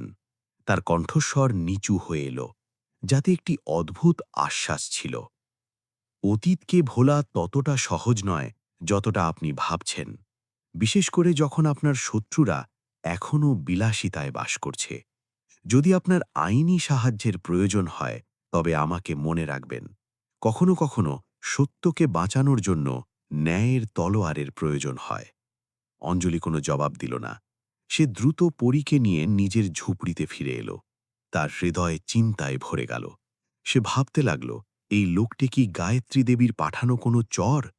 গত ৭ বছরের ভয় তার রক্তে এত গভীরভাবে বাসা বেড়েছিল যে সে নিজের স্বামী ছাড়া আর কোনো সহৃদয়তায় বিশ্বাস করার সাহস করতে পারছিল না। সে তৎক্ষণাৎ বিক্রমের দেওয়া ফোন ব্যবহার করে তাকে একটি ছোট বার্তা পাঠাল। একজন অপরিচিত লোক আমাদের ওপর নজর রাখছে। বার্তা পেয়ে বিক্রম বিন্দুমাত্র ঘাবড়াল না। সে সঙ্গে সঙ্গে অর্জুনকে চাচা কুমারের ব্যাকগ্রাউন্ড চেক করতে বলল। যখন সে জানতে পারল যে তিনি একজন আন্ডার কাভার পুলিশ অফিসার, তখন বিক্রম হাসল। সে অনুভব করল যে এটি কোনো হুমকি নয়, বরং একটি গুরুত্বপূর্ণ দাবারু যা সে ব্যবহার করতে পারে। তাকে তাড়িয়ে দেওয়ার পরিবর্তে সে অর্জুনকে গোপনে ইন্সপেক্টর কুমারকে একজন অজ্ঞাত তথ্যদাতা হিসেবে রিয়ার পরিবারের কিছু অন্যায়ের নথিপত্র প্রদান করার অনুরোধ করল। সে আইনকে ব্যবহার করে পেছনের বাধাগুলো পরিষ্কার করতে চেয়েছিল, যাতে যখন সে সবকিছু ফাঁস করবে তখন তার শত্রুদের পিছু হটার কোনো পথ না থাকে। এদিকে লোমড়ি নামক ডিটেকটিভ প্রথম ছবিগুলো পেতে শুরু করেছিল। সে বিক্রমের গাড়ির পিছু নিয়ে ভাঙ্গার বস্তির গলির মোড় পর্যন্ত গিয়েছিল। নিজের দূরবীনের লেন্সের মাধ্যমে সে বিক্রমকে ঝুপড়ির দিকে ভালোবাসার নজরে তাকিয়ে থাকার ছবিগুলো তুলল। যদিও সে ভেতরের মহিলার মুখ পরিষ্কার তুলতে পারেনি, কিন্তু একজন বিলিয়নিয়ারের একটি ছেঁড়া পুরনো ঝুপড়ির মাঝে দাঁড়িয়ে থাকার ছবিগুলো একটি ভূমিকম্প আনার জন্য যথেষ্ট ছিল। সে সেই রাতে এই ছবিগুলো রিয়ার কাছে নিয়ে গেল। রাস্তার আবঝা আলোয় ঝাপসা ছবিগুলো দেখে রিয়াদ পাগলের মতো চিৎকার করল। সে ঘরের সবকিছু ভেঙে ফেলল, দামি পারফিউমের বোতল থেকে শুরু করে সম্প্রতি তোলা বিয়ের ছবি পর্যন্ত। সত্য তার কল্পনার চেয়েও ভয়াবহ ছিল। বিক্রমের কোনো তরুণ সুন্দর প্রেমিকা ছিল না। সে সমাজের সবথেকে নিচু স্তরের মানুষের কাছে যাচ্ছিল। এটি সেই বাচ্চাটি, নিশ্চিতভাবেই ওই দিনের লটারি বিক্রি করা বাচ্চাটির মা। রিয়া চিৎকার করে উঠল। তার লাল নেলপলিশ মাখা আঙুলগুলো তার তালুর ভেতরে ঢুকে যাচ্ছিল। ও এখনো মরেনি কেন? ৭ বছর পরেও কেন ও আমার জীবনে অশান্তি করছে? সে সঙ্গে সঙ্গে গায়ত্রী দেবীকে জানাল না, কারণ তার ভয় ছিল যে তিনি আবারও বিষয়টিকে শান্তভাবে মেটানোর চেষ্টা করবেন। রিয়া একটি আরও নিষ্ঠুর শেষ চেয়েছিল। তার মনে একটি কালো চিন্তা এলো। যদি বিক্রম ওই মা বেয়েকে এতই ভালোবাসে, তবে সে তাকে তাদের আরও একবার ছাই হতে দেখার জন্য বাধ্য করবে। কিন্তু এইবার এটি হবে তার নিজের গাফিলতি এবং অহংকারের কারণে। সে একটি ব্ল্যাক মার্কেট ফোন নম্বর বের করল, সেই আন্ডারওয়ার্ল্ডের লোকেদের সাথে যোগাযোগ করার জন্য যাদের তার বাবা প্রায় প্রতিযোগীদের সায়স্তা করার জন্য ব্যবহার করতেন। শোনো, আমি ওই নদীর তীরের ভাঙার বস্তিটিকে জ্বালিয়ে ছাই করে দিতে চাই। এটাকে এমনভাবে দেখাও যেন এটি গরিব মানুষের শর্ট সার্কিট বা গ্যাস সিলিন্ডার বিস্ফোরণের কারণে লাগা আগুন। বিশেষ করে গলির শেষ প্রান্তের ঝুপড়িটি। আমি চাই ভেতরের মানুষেরা বের হওয়ার সুযোগ না পাক। রিয়ার কণ্ঠস্বর এতটাই শীতল ছিল যেন সে মৃত্যুর জগৎ থেকে এসেছে। এই সময় বিক্রম তখনও পুরনো ভিলাটি পুনর্নির্মাণে ব্যস্ত ছিল। সে এইমাত্র তিয়ার বেডরুমে একটি নতুন কেনা কাঠের দোলনা রাখল। তার হৃদয় এটি কল্পনা করে খুশিতে ভরে গিয়েছিল যে তার মেয়ে এতে শান্তিতে ঘুমাবে। সে বিন্দুমাত্র টের পায়নি যে গরিব বস্তিতে বারবার যাবার তার আচরণ অজান্তেই বিষধর সাপকে তার স্ত্রী এবং সন্তানের বাসার পথ দেখিয়ে দিয়েছিল। একই সময় গায়ত্রী দেবী তার স্টাডি রুমে বসে গ্রিন বেল্ট প্রজেক্টের ছবিগুলো দেখছিলেন।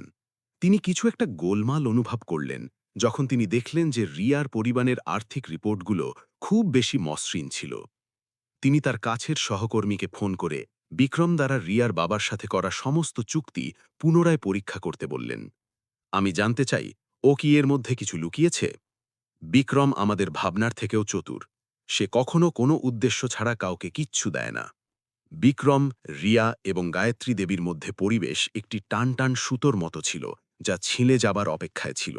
ষড়যন্ত্র, সন্দেহ এবং পুরনো অপরাধ ধীরে ধীরে আবারও উত্তপ্ত হচ্ছিল। ভাঙার বস্তিতে ইন্সপেক্টর কুমার একটি বিদ্যুতের খুঁটিতে হেলান দিয়ে দাঁড়িয়েছিলেন, অঞ্জলির ঝুপড়ির দিকে তাকিয়ে। তিনি একটি আসন্ন ষড়যন্ত্রের পোড়া গন্ধ পাচ্ছিলেন, এমন এক গন্ধ যা আবর্জনার নয় বরং বিনাশের ছিল। তিনি নিজের বন্দুক বের করে শেষবারের মতো চেক করলেন। তার ষষ্ঠ ইন্দ্রিয় তাকে বলছিল যে এই রাত এখানকার পরিশ্রমী মানুষের জন্য শান্তিময় রাত হবে না। বিক্রম পুরনো ভিলা থেকে বেরিয়ে শহরের দিকে গাড়ি চালিয়ে যাচ্ছিল। পথে সে ভুলবশত একটি ট্রাক দেখল যা পেট্রোল এবং ডিজেলে কাঁসা ছিল এবং সেটি গরিব বস্তির দিকে দ্রুত বেগে যাচ্ছিল। এক হঠাৎ অস্থিরতা তার হৃদয়কে আঁকড়ে ধরল। সে সঙ্গে সঙ্গে গ্যাসে চাপ দিল এবং অর্জুনকে ফোন করল। কিন্তু ওপাশে কেবল লম্বা বিপ শব্দ হচ্ছিল। সে বিন্দুমাত্র জানত না যে রিয়া একটি প্রকাশ্য গণহত্যার প্রস্তুতির জন্য পুরো ভাঙার বস্তি এলাকায় সিগন্যাল জ্যাম করিয়ে দিয়েছিল।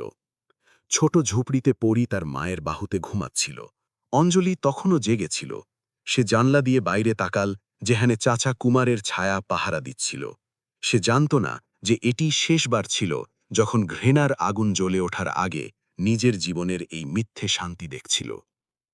আপনি এইমাত্র বিলাসবহুল ম্যানশনে বিড়াল ইঁদুরের খেলার তৃতীয় অংশ শুনলেন। দয়া করে লাইক করতে এবং কমেন্ট করতে ভুলবেন না। শুধু আপনার রাজ্যের নাম লিখলেই আমরা খুব খুশি হব। দয়া করে কাহিনীর চতুর্থ অংশটি শুনুন। পেট্রোলের তীব্র গন্ধ হঠাৎ নাকে এলো। ছোট ঝুপড়ির প্রতিটি ফাটল দিয়ে এটি চুইয়ে আসছিল। অঞ্জলি এক লাফে উঠে বসল। এমন এক ব্যক্তির সহজাত প্রবৃত্তি যে মৃত্যুর মোকাবিলা করেছে। এটি তাকে বলছিল যে বিপদ আসছে। সে কিছু বুঝে ওঠার আগেই একটি শুকনো গড়গড় শব্দ হল এবং তারপর লাল লেলিহান শিখা বাইরের শুকনো প্লাস্টিকের চাদরগুলোকে গ্রাস করতে শুরু করল। আগুন একটি ক্ষুধার্ত রাক্ষসের মতো ছিল। পেট্রোল এবং প্লাস্টিক বর্জ্যের জ্বালানি মিলে এটি এক পলকে রাতকে ভস্মীভূত করে ভয়াবহ রূপ নিল। পুরো বস্তি এলাকায় চিৎকার চেঁচামেচি শুরু হয়ে গেল। অঞ্জলি ঘাবড়ে গিয়ে ঘুমন্ত পরীকে বুকে জড়িয়ে ধরল। কিন্তু ঘন কালো ধোঁয়া ভেতরে ঢুকতে শুরু করেছিল, যাতে তার আগে থেকেই ঝাপসা দৃষ্টি আরও ঝাপসা হয়ে গেল। সে কেবল বাইরে থেকে একজন লোকের চিৎকার শুনতে পেল। ওটি ইন্সপেক্টর কুমারের গলা ছিল। মায়াজি, পরীকে নিয়ে পেছনের দরজা দিয়ে পালান, কেউ আগুন লাগিয়েছে। কিন্তু পেছনের দরজাটি পুড়ে যাওয়া কাঠ এবং ধ্বংসাবশেষের স্তূপে অবরুদ্ধ হয়ে গিয়েছিল। অসহনীয় গরমে অঞ্জলির ত্বক জ্বলতে লাগল। আতঙ্কে পরি জেগে উঠল। সে কাঁদেনি, শুধু কাঁপছিল যখন সে দেখল যে তাদের ছোট ঘরটি আগুনের লেলিহান শিখায় ঘেরা। হঠাৎ পরি তার মায়ের হাত থেকে ছুটে গিয়ে ঘরের কোণে রাখা পুরনো কাঠের টেবিলের দিকে দৌড় দিল। পরি, তুমি কোথায় যাচ্ছ? ফিরে এসো! অঞ্জলি হতাশায় চিৎকার করে উঠল। তার হাত কালো ধোঁয়ার মধ্যে হাতাড়াচ্ছিল। পাপার ছবি মা, আমাকে পাপার ছবি নিতে হবে। তার মাসুম কণ্ঠস্বর জ্বলন্ত বাঁশের চটচট শব্দের মধ্যে দমে গেল। পরীর কাছে সেই ছবিটি কেবল একটি নির্জীব বস্তু ছিল না, এটি ছিল তার বিশ্বাস, একমাত্র সুতো যা তাকে সেই বাবার সাথে যুক্ত করত যাকে সে সব সময় পূজা করত। সে তার বাবাকে আরও একবার পুড়তে দিতে পারল না। একই সময় গলির কোণে কালো পোশাক পরা এবং মুখ ঢাকা একদল লোক বস্তির মানুষদের আগুন নেভাতে যেতে বাধা দিচ্ছিল। তাদের কাছে লাঠি ও অস্ত্র ছিল এবং তারা নির্লিপ্তভাবে ঘোষণা করছিল যে এটি শর্ট সার্কিটের কারণে লাগা আগুন এবং সবাইকে দূরে থাকতে বলছিল যাতে তারা বিপদে না পড়ে। আসলে এরা ছিল সেই সব লোক যাদের রিয়া এই নিশ্চিত করার জন্য ভাড়া করেছিল যে গলির শেষের ঝুপড়ি থেকে যেন কেউ বের হতে না পারে। ইন্সপেক্টর কুমার, যিনি মজদুর চাচা কুমারের ভূমিকায় ছিলেন, নিজের বন্দুক বের করলেন, কিন্তু তখনই ৩ জন দীর্ঘদেহী লোক তাকে ঘিরে ফেলল। নিজের পরিচয় খুব দ্রুত প্রকাশ করা এড়াতে তাকে নিরস্ত্র অবস্থায় লড়তে হল। কিন্তু গুন্ডাদের ঘেরাও ছিল খুব ঘন। যখন যান নিয়ে টানাটানি শুরু হল, তখনই দূর থেকে কালো গাড়ির একটি কাফেলা দ্রুত বেগে এলো, যেগুলোর হেডলাইট ধোঁয়া চিরে দিচ্ছিল। অর্জুন সবার আগে গাড়ি থেকে লাফিয়ে পড়ল। তার পেছনে ছিল বিক্রমের দ্বারা গোপনে মোতায়েন করা একটি এলিট নিরাপত্তা দল। কোনো আদেশ ছাড়াই দুই পক্ষ সরু গলির মাঝে এক নৃশংস হাতাহাতিতে লিপ্ত হল। অর্জুন ছিল বাঘের মতো। সে নিজের পিঠ ও কাঁধে লাঠির আঘাত সহ্য করতে থাকল। তার একমাত্র লক্ষ্য ছিল মালকিন এবং তার মেয়েকে বাঁচানোর জন্যে একটি রক্তক্ষয়ী পথ তৈরি করা। ঝুপড়ির ভেতর একটি জ্বলন্ত বিম হঠাৎ সেই জায়গায় পড়ল যেখানে পরি দাঁড়িয়েছিল। অঞ্জলি তা দেখল, কিন্তু চরম ক্লান্তির কারণে তার পা জমে গেল। ঠিক সেই মুহূর্তে একটি কালো ছায়া ভাঙা জানালা দিয়ে ভেতরে লাফিয়ে পড়ল। সে অর্জুন ছিল। সে নিজের পুরো পিঠ ব্যবহার করে জ্বলন্ত বিমটিকে রুখে দিল। পরীকে নিজের পেটের নিচে সুরক্ষিত রাখল। জ্বলন্ত চামড়ার ভয়ানক শব্দ হল। পোড়া কাপড় আর চুলের গন্ধ ছড়িয়ে পড়ল। কিন্তু অর্জুন হাত ছাড়ল না। সে দাঁতে দাঁত চেপে বিমটিকে একপাশে ঠেলে দিল। তারপর পরীকে তুলল এবং অন্য হাতে টালমাটাল অঞ্জলিকে ধরল। আমার পেছনে এসো, জলদি! অর্জুন দাঁত কিড়মিড় করে গর্জে উঠল। ব্যথায় তার মুখ বিকৃত হয়ে গিয়েছিল। বিক্রম তখন পৌঁছাল যখন আগুন পুরো বস্তিকে নিজের কবজায় নিয়ে নিয়েছিল। সে গাড়ি থেকে লাফিয়ে নামল। নিজের স্ত্রী ও সন্তানের ঝুপড়িকে কেবল একটি জ্বলন্ত ছাইয়ের স্তূপে পরিণত হতে দেখে তার হৃৎস্পন্দন যেন থেমে গেল। 7 বছর আগের হারানোর অনুভূতি আরও তীব্র ও নিষ্ঠুরভাবে ফিরে এলো। সে আগুনে ঝাঁপ দিতে যাচ্ছিল, কিন্তু বডিগার্ডরা তাকে কষে ধরে ফেলল। আমাকে ছাড়ো, অঞ্জলি, পড়ি! বিলিয়নিয়ারের আর্তনাদ আগুনের গর্জনে হারিয়ে গেল। ঠিক তখনই পোড়া ধ্বংসাবশেষের স্তূপের পেছন থেকে অর্জুন টলটলে করে বাইরে বেরিয়ে এলো। তার হাতে ছিল পরী, যে মৃত ব্যক্তির ছবিটিকে কষে নিজের বুকে চেপে ধরেছিল। তার পেছনে ছিল অঞ্জলি, যার মুখ ছাইয়ে মাখা ছিল এবং চোখ ছিল অশ্রু ভেজা। বিক্রম থেমে গেল। কাদা আর গরম কয়লায় ভরা জমিতে তার পা দুমড়ে পড়ল এবং সে হাঁটু গেড়ে বসে পড়ল। সে এগিয়ে গিয়ে দুজনকে কষে জড়িয়ে ধরল। তাদের ত্বকের উত্তাপ তাকে বুঝিয়ে দিল যে এটি কোনো যন্ত্রণাদায়ক স্বপ্ন নয়। অর্জুন তখন লুটিয়ে পড়ল। পিঠের গভীর পোড়া জখম তাকে আর দাঁড়িয়ে থাকতে দিল না। ইন্সপেক্টর কুমারও আগুন লাগানো দলের নেতাকে কাবু করে ফেলেছিলেন, যখন অর্জুনের দল গুন্ডাদের ছত্রভঙ্গ করে দিয়েছিল। হট্টগোলের মধ্যে নেতাটি একটি ফোন ছুঁড়ে খেলার চেষ্টা করল, যা একটি কলে ছিল। ইন্সপেক্টর কুমার ক্ষিপ্রতার সাথে সেটি ধরে ফেললেন।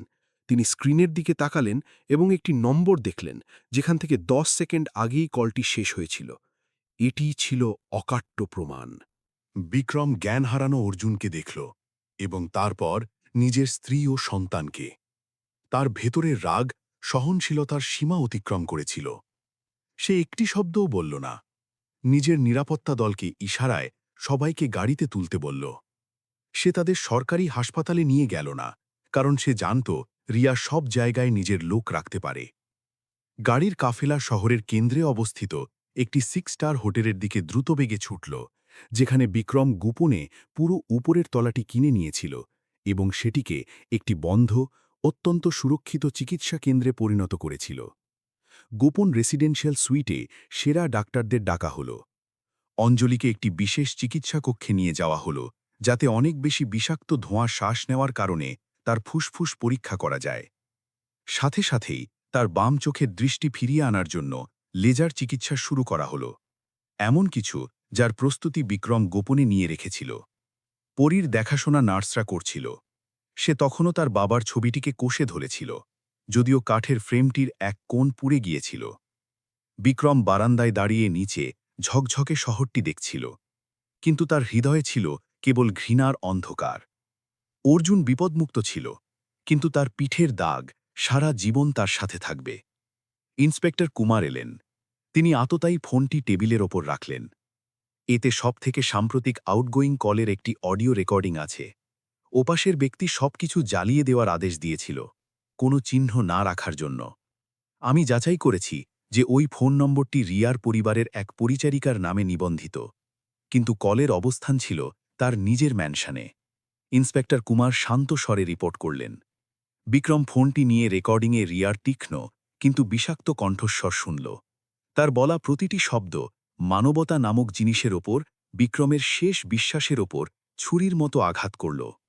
সে কেবল পুত্রবধূর পদ ছিনিয়ে নিতে চায়নি, সে সবথেকে অসহায় জীবনকেও শেষ করতে চেয়েছিল। এই পৈশাচিকতাকে ক্ষমা করা সম্ভব ছিল না। আর গায়ত্রী দেবী, সেই মা যাকে সে সবসময় সম্মান করত, নিশ্চয়ই নিজের ছেলের পাশে এমন বিষধর সাপ পোষার ক্ষেত্রে নির্দোষ হতে পারেন না। ইন্সপেক্টর কুমার, আমার আপনার একটি সাহায্য লাগবে। বিক্রম ঘুরে তাকাল। তার চোখ এতটাই শীতল ছিল যে ইন্সপেক্টর কুমারের মতো অভিজ্ঞ পুলিশ অফিসারও কেঁপে উঠলেন। এই রেকর্ডিংটি গোপন রাখুন। আমি এখনই এটি তাকে গ্রেফতার করার জন্য ব্যবহার করতে চাই না। আমি চাই সে তার সম্মানের সর্বোচ্চ শিখরে পৌঁছোক। তারপর আমি নিজে তাকে সেই সব মানুষের সামনে খাদের কিনারায় ঠেলে দেব যাদের সে খুশি করতে চায়। হাসপাতালের ঘরে অঞ্জলি অচেতন অবস্থা থেকে জেগে উঠল। সে সবার আগে নিজের মেয়ের হাত হাতড়াল। যখন সে পরীর ছোট হাতটি স্পর্শ করল, তখন সে স্বস্তির নিঃশ্বাস ফেলল। বিক্রম ভেতরে এলো। ধীরে ধীরে বিছানার পাশে বসল। নিজের স্ত্রীর অন্য হাতটি ধরল। অঞ্জলি, সবকিছু শেষ হয়ে গেছে। এখন থেকে কেউ এই মা মেয়েকে ছুঁতে পারবে না। তার কণ্ঠস্বর ছিল উষ্ণ কিন্তু দৃঢ়। অঞ্জলি ফুঁপিয়ে উঠে বলল, বিক্রম, ওরা সত্যিই আমাদের মারতে চেয়েছিল। ওরা এত নিষ্ঠুর কেন? আমি তো সবকিছু ছেড়ে দিয়েছিলাম। আমি তো আগে থেকেই এক মৃত মানুষের মতো বেঁচেছিলাম। কারণ ওদের হৃদয় নেই, অঞ্জলি। বিক্রম তার স্ত্রীর পাতলা আঙুলে চুমু খেল। কিন্তু ওরা আমার সাথে পাল্লা দিয়ে ভুল করেছে। আমি তোমাকে দেখাবো যে আলো সবসময় অন্ধকারের উপর জয়লাভ করবে, সেই অন্ধকার কোনো আত্মীয় বা ক্ষমতার ছদ্মবেশেই থাকুক না কেন। সেই পুরো রাত বিক্রম ঘুমাল না। সে তার স্ত্রী ও সন্তানের বিছানার পাশে বসে রইল, তাদের ঘুমের পাহারাদার হয়ে, এবং কম্পিউটারে উকিল ও গোয়েন্দাদের একটি টিমের সাথে কাজ করতে থাকল। তার কাছে অগ্নি সংযোগের রেকর্ডিং ছিল, তার কাছে ডিএনএ ফলাফল ছিল, এবং এখন সে এই প্রমাণ জোগাড় করছিল যে গায়ত্রী দেবী সেই বছরের ড্রাইভারের অ্যাকাউন্টে একটি মোটা অঙ্ক ট্রান্সফার করেছিলেন, যাতে সে দোষ স্বীকার করে নেয় এবং জেলে চুপ থাকে। তাসের পাতাগুলো ধীরে ধীরে টেবিলের উপর পরিষ্কার হচ্ছিল। পরদিন সকালে বিক্রম রাঠোর ম্যানশনে ফেরার জন্য হোটেল থেকে বের হল। তাকে তার নাটকটি শেষ করতে হবে। যখন সে বাড়িতে ঢুকল, তখন রিয়া গায়ত্রী দেবীর সাথে প্রাতরাশ করছিল। তার মুখে ছিল খুব শান্ত একটি ভাব, যেন গতরাতের ভয়াবহ আগুন সংবাদপত্রের কোনো এক অজানা সাধারণ খবর। বিক্রম, তুমি গতরাত বাড়ি কেন আসনি? আমি খুব চিন্তিত ছিলাম। রিয়া উঠে সবসময়কার মতো সোহাগ ভরে তাকে জড়িয়ে ধরার জন্য দৌড়ে এলো। বিক্রম কৌশলে নিজেকে বাঁচিয়ে নিল। সে বাহানা করল যে প্রজেক্টে একটি জরুরি সমস্যা ছিল। সে রিয়ার চোখের গভীরে তাকিয়ে মুচকি হেসে বলল, রিয়া, লোকে প্রায়ই বলে যে আগুন সবকিছু পুড়িয়ে দিতে পারে, কিন্তু কিছু জিনিস এমন থাকে যা আগুনে পুড়লে আরও বেশি পরিষ্কার হয়ে ওঠে। তুমি কি এটি বিশ্বাস করো? রিয়া এক মুহূর্তের জন্য চমকে গেল। তার ঠোঁটের হাসি জমে গেল, কিন্তু সে দ্রুত নিজের স্বাভাবিক ভাব ফিরিয়ে আনল। তুমি অদ্ভুত কথা বলছো, আমি কিছুই বুঝতে পারছি না। যাই হোক, আমি তোমাকে একটি সুখবর দিই। আমাদের বিয়ের পোশাক ফ্রান্স থেকে এসে গেছে। পরে আমার সাথে এটি ট্রায়াল দেওয়ার জন্য সময় বের করো। বিক্রম মাথা নাড়ল। তার নজর গায়ত্রী দেবীর ওপর গেল। তিনি তখনও শান্তিতে চা খাচ্ছিলেন, কোনো ভাবলেশীনভাবে। সে জানত যে তার মা রিয়ার তুলনায় অনেক বড় প্রতিপক্ষ। তিনি সরাসরি হাতে রক্ত মাখেন না, তিনি কেবল এমন পরিস্থিতি তৈরি করেন যেখানে রক্ত ঝরা জরুরি হয়ে পড়ে। মা, আমি সিদ্ধান্ত নিয়েছি। বিয়েটি এ যাবৎকালের সব থেকে জাঁকজমকপূর্ণ হবে। আমি সব বড় পার্টনার এবং মিডিয়াকেও আমন্ত্রণ জানাতে চাই। রাঠোর পরিবারের ক্ষমতা নিশ্চিত করার জন্য আমাদের একটি ধামাকা অনুষ্ঠানের দরকার। বিক্রম বলল।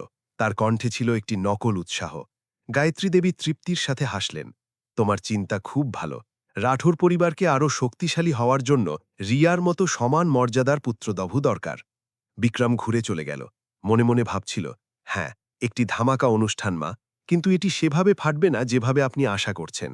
এটি এমন একটি বিস্ফোরণ হবে যা এই বাড়িতে গত ৭ বছর ধরে থাকা সব বিষাক্ত মিথ্যাকে পরিষ্কার করে দেবে। গোপন হোটেলে ফিরে অঞ্জলির চোখের প্রথম সার্জারি শুরু হল। বিক্রম অপারেশন থিয়েটারের বাইরে দাঁড়িয়েছিল, সেই মৃত ব্যক্তির ছবিটিকে কোষে ধরে, যেটি পরী নিজের জীবনের ঝুঁকি নিয়ে বাঁচিয়েছিল। সে ছবিতে নিজের মুখ দেখল এবং তারপর কাঁচের আয়নায় নিজের প্রতিবিম্ব। দুটি মানুষ, একজন অতীতের মাসুম এবং একজন বর্তমানের ঘৃণায় ভরা, এক হচ্ছিল। সে জানত যে সবথেকে দামি জিনিসের রক্ষার জন্য তাকে তার শত্রু চোখে সবথেকে নিষ্ঠুর হতে হবে। আপনি ভব্য বিয়ের প্রস্তুতির দিনগুলোতে রাঠোর ম্যানশন উজ্জ্বল লাল আর সোনালি রঙে ভরে উঠল, কিন্তু বিক্রমের জন্য ঝোলানো প্রতিটি রেশমি কাপড় ছিল একটি মাকড়সার জালের মতো, যা তার শিকারের জন্য অপেক্ষা করছিল।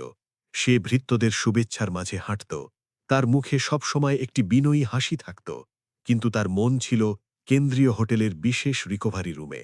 সেখানে অঞ্জলির জন্য আলো ফিরে পাওয়ার লড়াই এক চূড়ান্ত পর্যায়ে প্রবেশ করছিল। যেমনই ডাক্তার অঞ্জলির চোখ থেকে পট্টি খোলার ঘোষণা করলেন, বিক্রম সব গুরুত্বপূর্ণ মিটিং বাতিল করল, যাতে সে সেখানে উপস্থিত থাকতে পারে। ঘরে আলো সর্বনিম্ন পর্যায়ে রাখা হয়েছিল। পরিবেশ এতই শান্ত ছিল যে তার দ্রুত হৃৎস্পন্দনও শোনা যাচ্ছিল। যখন শেষ সাদা পট্টিটি ধীরে ধীরে সরানো হলো, অঞ্জলি ধীরে ধীরে তার চোখ সংকুচিত করল। তার লম্বা চোখের পলক ভয় আর আশায় কাঁপছিল। 7 বছর ধরে ঝাপসা কুয়াশায় ডুবে থাকার পর দুনিয়াটি তার কাছে কেবল ধূসর আর ব্যথার দাগের একটি সংগ্রহ ছিল। বিক্রম তার শ্বাস আটকে নিল। সে তার হাত কষে ধরে রাখল, তার শীতলতা আর কাঁপুনি অনুভব করল। ধীরে ধীরে অঞ্জলির বাঁ চোখ আরও চওড়া হল। প্রথমে আলোর রেখা দেখা গেল, তারপর ধীরে ধীরে ঘরের স্পষ্ট রূপরেখা ফুটতে শুরু করল। সে সেই লোকটিকে দেখার জন্য ফিরল যে তার পাশে হাঁটু গেড়ে বসেছিল। এখন অন্ধকারে কোনো পরিচিত কণ্ঠস্বর নয়, এখন এমন কোনো চেহারার কল্পনা নয় যা বছরের পর বছর ঝাপসা হয়ে গিয়েছিল। তার চোখের সামনে রক্ত মাংসের বিক্রম ছিল। সে সেই মৃত ব্যক্তির ছবির তুলনায় অনেক বুড়ো হয়ে গিয়েছিল, যেটিকে পরী সবসময় জড়িয়ে রাখত। তার চোখের কোণে বলিরেখা এবং একজন অভিজ্ঞ মানুষের কঠোর রূপ তাকে আবেগাপ্লুত করে দিল। অঞ্জলি তার পাতলা হাতটি তুলল, কাঁপতে কাঁপতে তার গাল স্পর্শ করল, তারপর তার কপালে সময়ের আগে পেকে যাওয়া সাদা চুলে হাত বোলাল। সে কেঁদে ফেলল, প্রায় 3000 অন্ধকার দিনের পর খুশির প্রথম অশ্রু। বিক্রম, আমি তোমাকে দেখতে পাচ্ছি, আমি তোমাকে খুব পরিষ্কার দেখতে পাচ্ছি। তার কণ্ঠস্বর আবেগের জোয়ারে হারিয়ে গেল।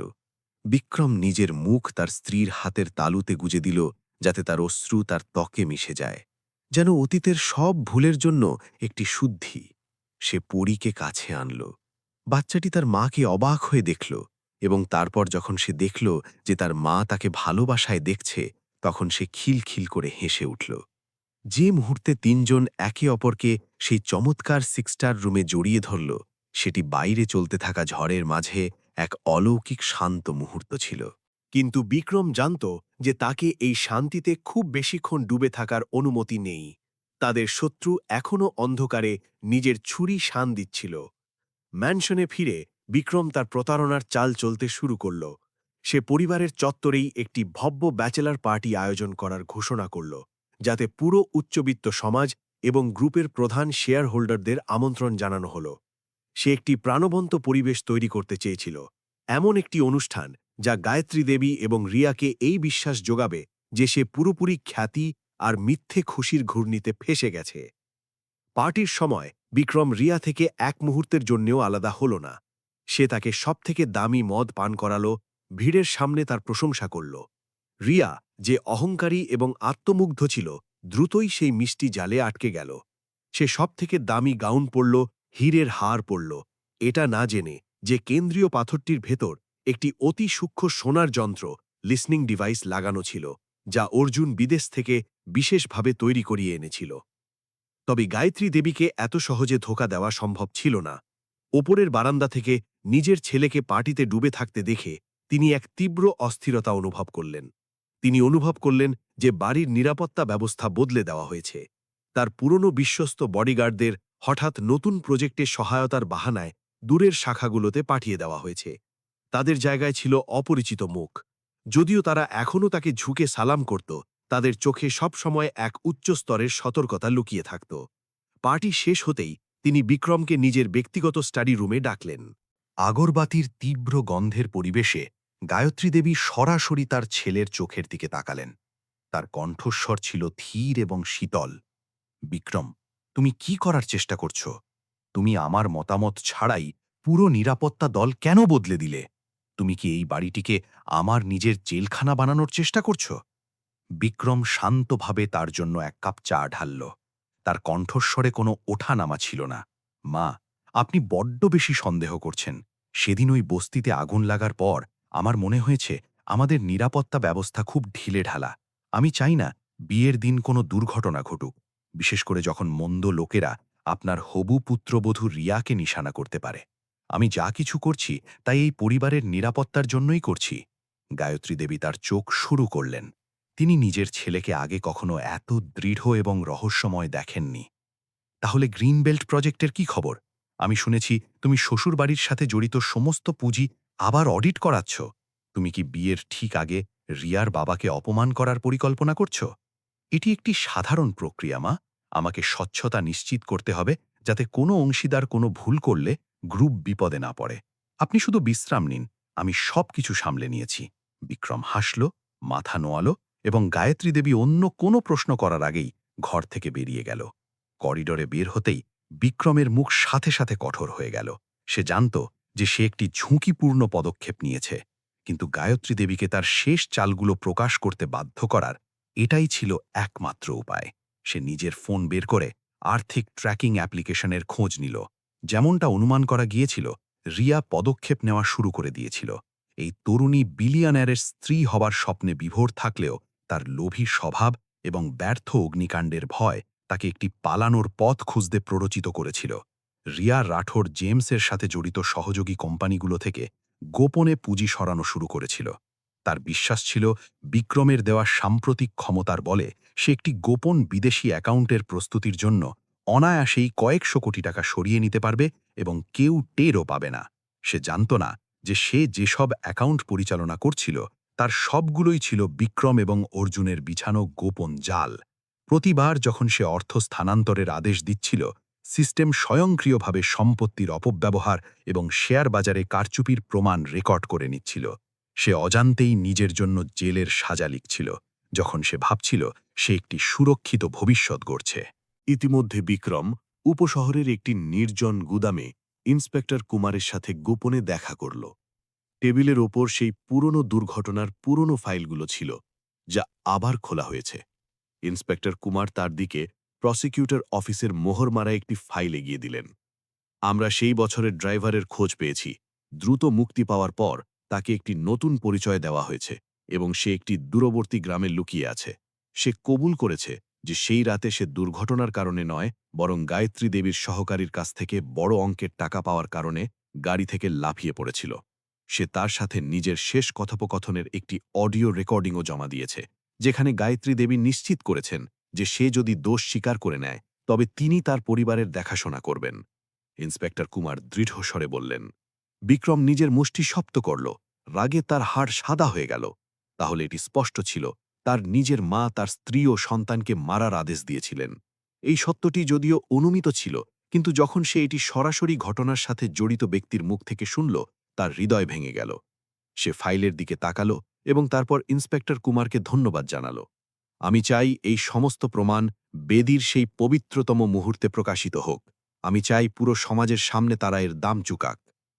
ভব্য বিয়ের আর ঠিক ২৪ ঘণ্টা বাকি ছিল। পুরো শহর রত্ন বিলিয়নেরের বিয়ে নিয়ে আলোচনা করছিল। সব খবরের কাগজ দুই শক্তিশালী পরিবারের মিলনের খবর দিচ্ছিল। হাসপাতালে অঞ্জলি পুরোপুরি সুস্থ হয়ে গিয়েছিল। সে বিক্রমের বিশেষভাবে তৈরি করা শুদ্ধ সাদা গাউনটি ট্রায়াল দিল। রিয়ার জাঁকজমকপূর্ণ প্রবঞ্চনায় ভরা বিয়ের গাউনের বিপরীতে এই গাউনটি ছিল সরল, কিন্তু এটি এমন এক মহিলার সৌন্দর্য এবং আভিজাত্য প্রকাশ করছিল যে তুফানের মধ্য দিয়ে পার হয়ে এসেছে। বিক্রম তার স্ত্রীর কাঁধ ধরল, আয়নায় দুজনের প্রতিচ্ছবি দেখল। কাল তোমাকে আর লুকিয়ে থাকতে হবে না। আমি তোমাকে তোমার পরিচয় ফিরিয়ে দেব। আমাদের সন্তানকে একটি উপযুক্ত পরিবার দেব। অঞ্জলি চিন্তিত ছিল। বিক্রম, তুমি কি নিশ্চিত? গায়ত্রী দেবী খুব ভয়ঙ্কর। আমার ভয় হচ্ছে তুমি বিপদে পড়বে। আমি এখন মায়ের দ্বারা চালিত হওয়া সেই শিশু নই অঞ্জলি, বিক্রম দৃঢ়ভাবে বলল। আমি ৭ বছর অন্ধকারে কাটিয়েছি। এটাই যথেষ্ট। কাল আলো আমাদের হবে। বিয়ের আগের শেষ রাত। রাঠোর ম্যানশনে পরিবেশ ছিল ভয়ঙ্কর রকম শান্ত।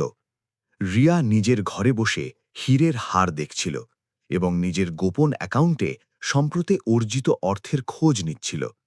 সে বিন্দুমাত্র জানত না যে অর্জুন পাশের একটি অ্যাম্বুলেন্সে বসেছিল এবং একটি শীতল হাসির সাথে কম্পিউটার স্ক্রিনে তার প্রতিটি পদক্ষেপ দেখছিল। গায়ত্রী দেবীও ঘুমাচ্ছিলেন না। তিনি নিজের পুজো ঘরে বসে প্রয়াত স্বামীর ছবির দিকে তাকিয়েছিলেন। তার মন হিংসায় ভরা ছিল। তিনি নিজের দিকে তাক করা বন্দুকের শীতল নলটি অনুভব করে ফেলেছিলেন, কিন্তু তার তখনও বিশ্বাস ছিল যে শক্তি এবং অর্থ দিয়ে তিনি বিদ্রোহের যে কোনো আগুন নেভাতে পারবেন। তিনি একজন অচেনা লোককে ফোন করলেন। কাল বেদিতে আমাদের আরও লোক মোতায়েন করো। যদি কোনো ঘটনা ঘটে তবে বিন্দুমাত্র দ্বিধা না করে পদক্ষেপ নাও। বিক্রম জানলার পাশে দাঁড়িয়ে দূরে তাকিয়েছিল। সে একটি ছোট কাগজ বের করল, যাতে বেদিতে করার মতো কাজের তালিকা ছিল। প্রতিটি লাইন ছিল সেই সব লোকেদের ওপর এক একটি প্রাণঘাতী আঘাত যারা তার জীবন বরবাদ করে দিয়েছিল। সে জানত কাল রক্ত এবং চোখের জল ঝরবে, কিন্তু এটি একটি পুনর্জন্মের জন্য প্রয়োজনীয় ত্যাগ ছিল। সে র্যাকে ঝোলানো নিজের বিয়ের স্যুটটি দেখল।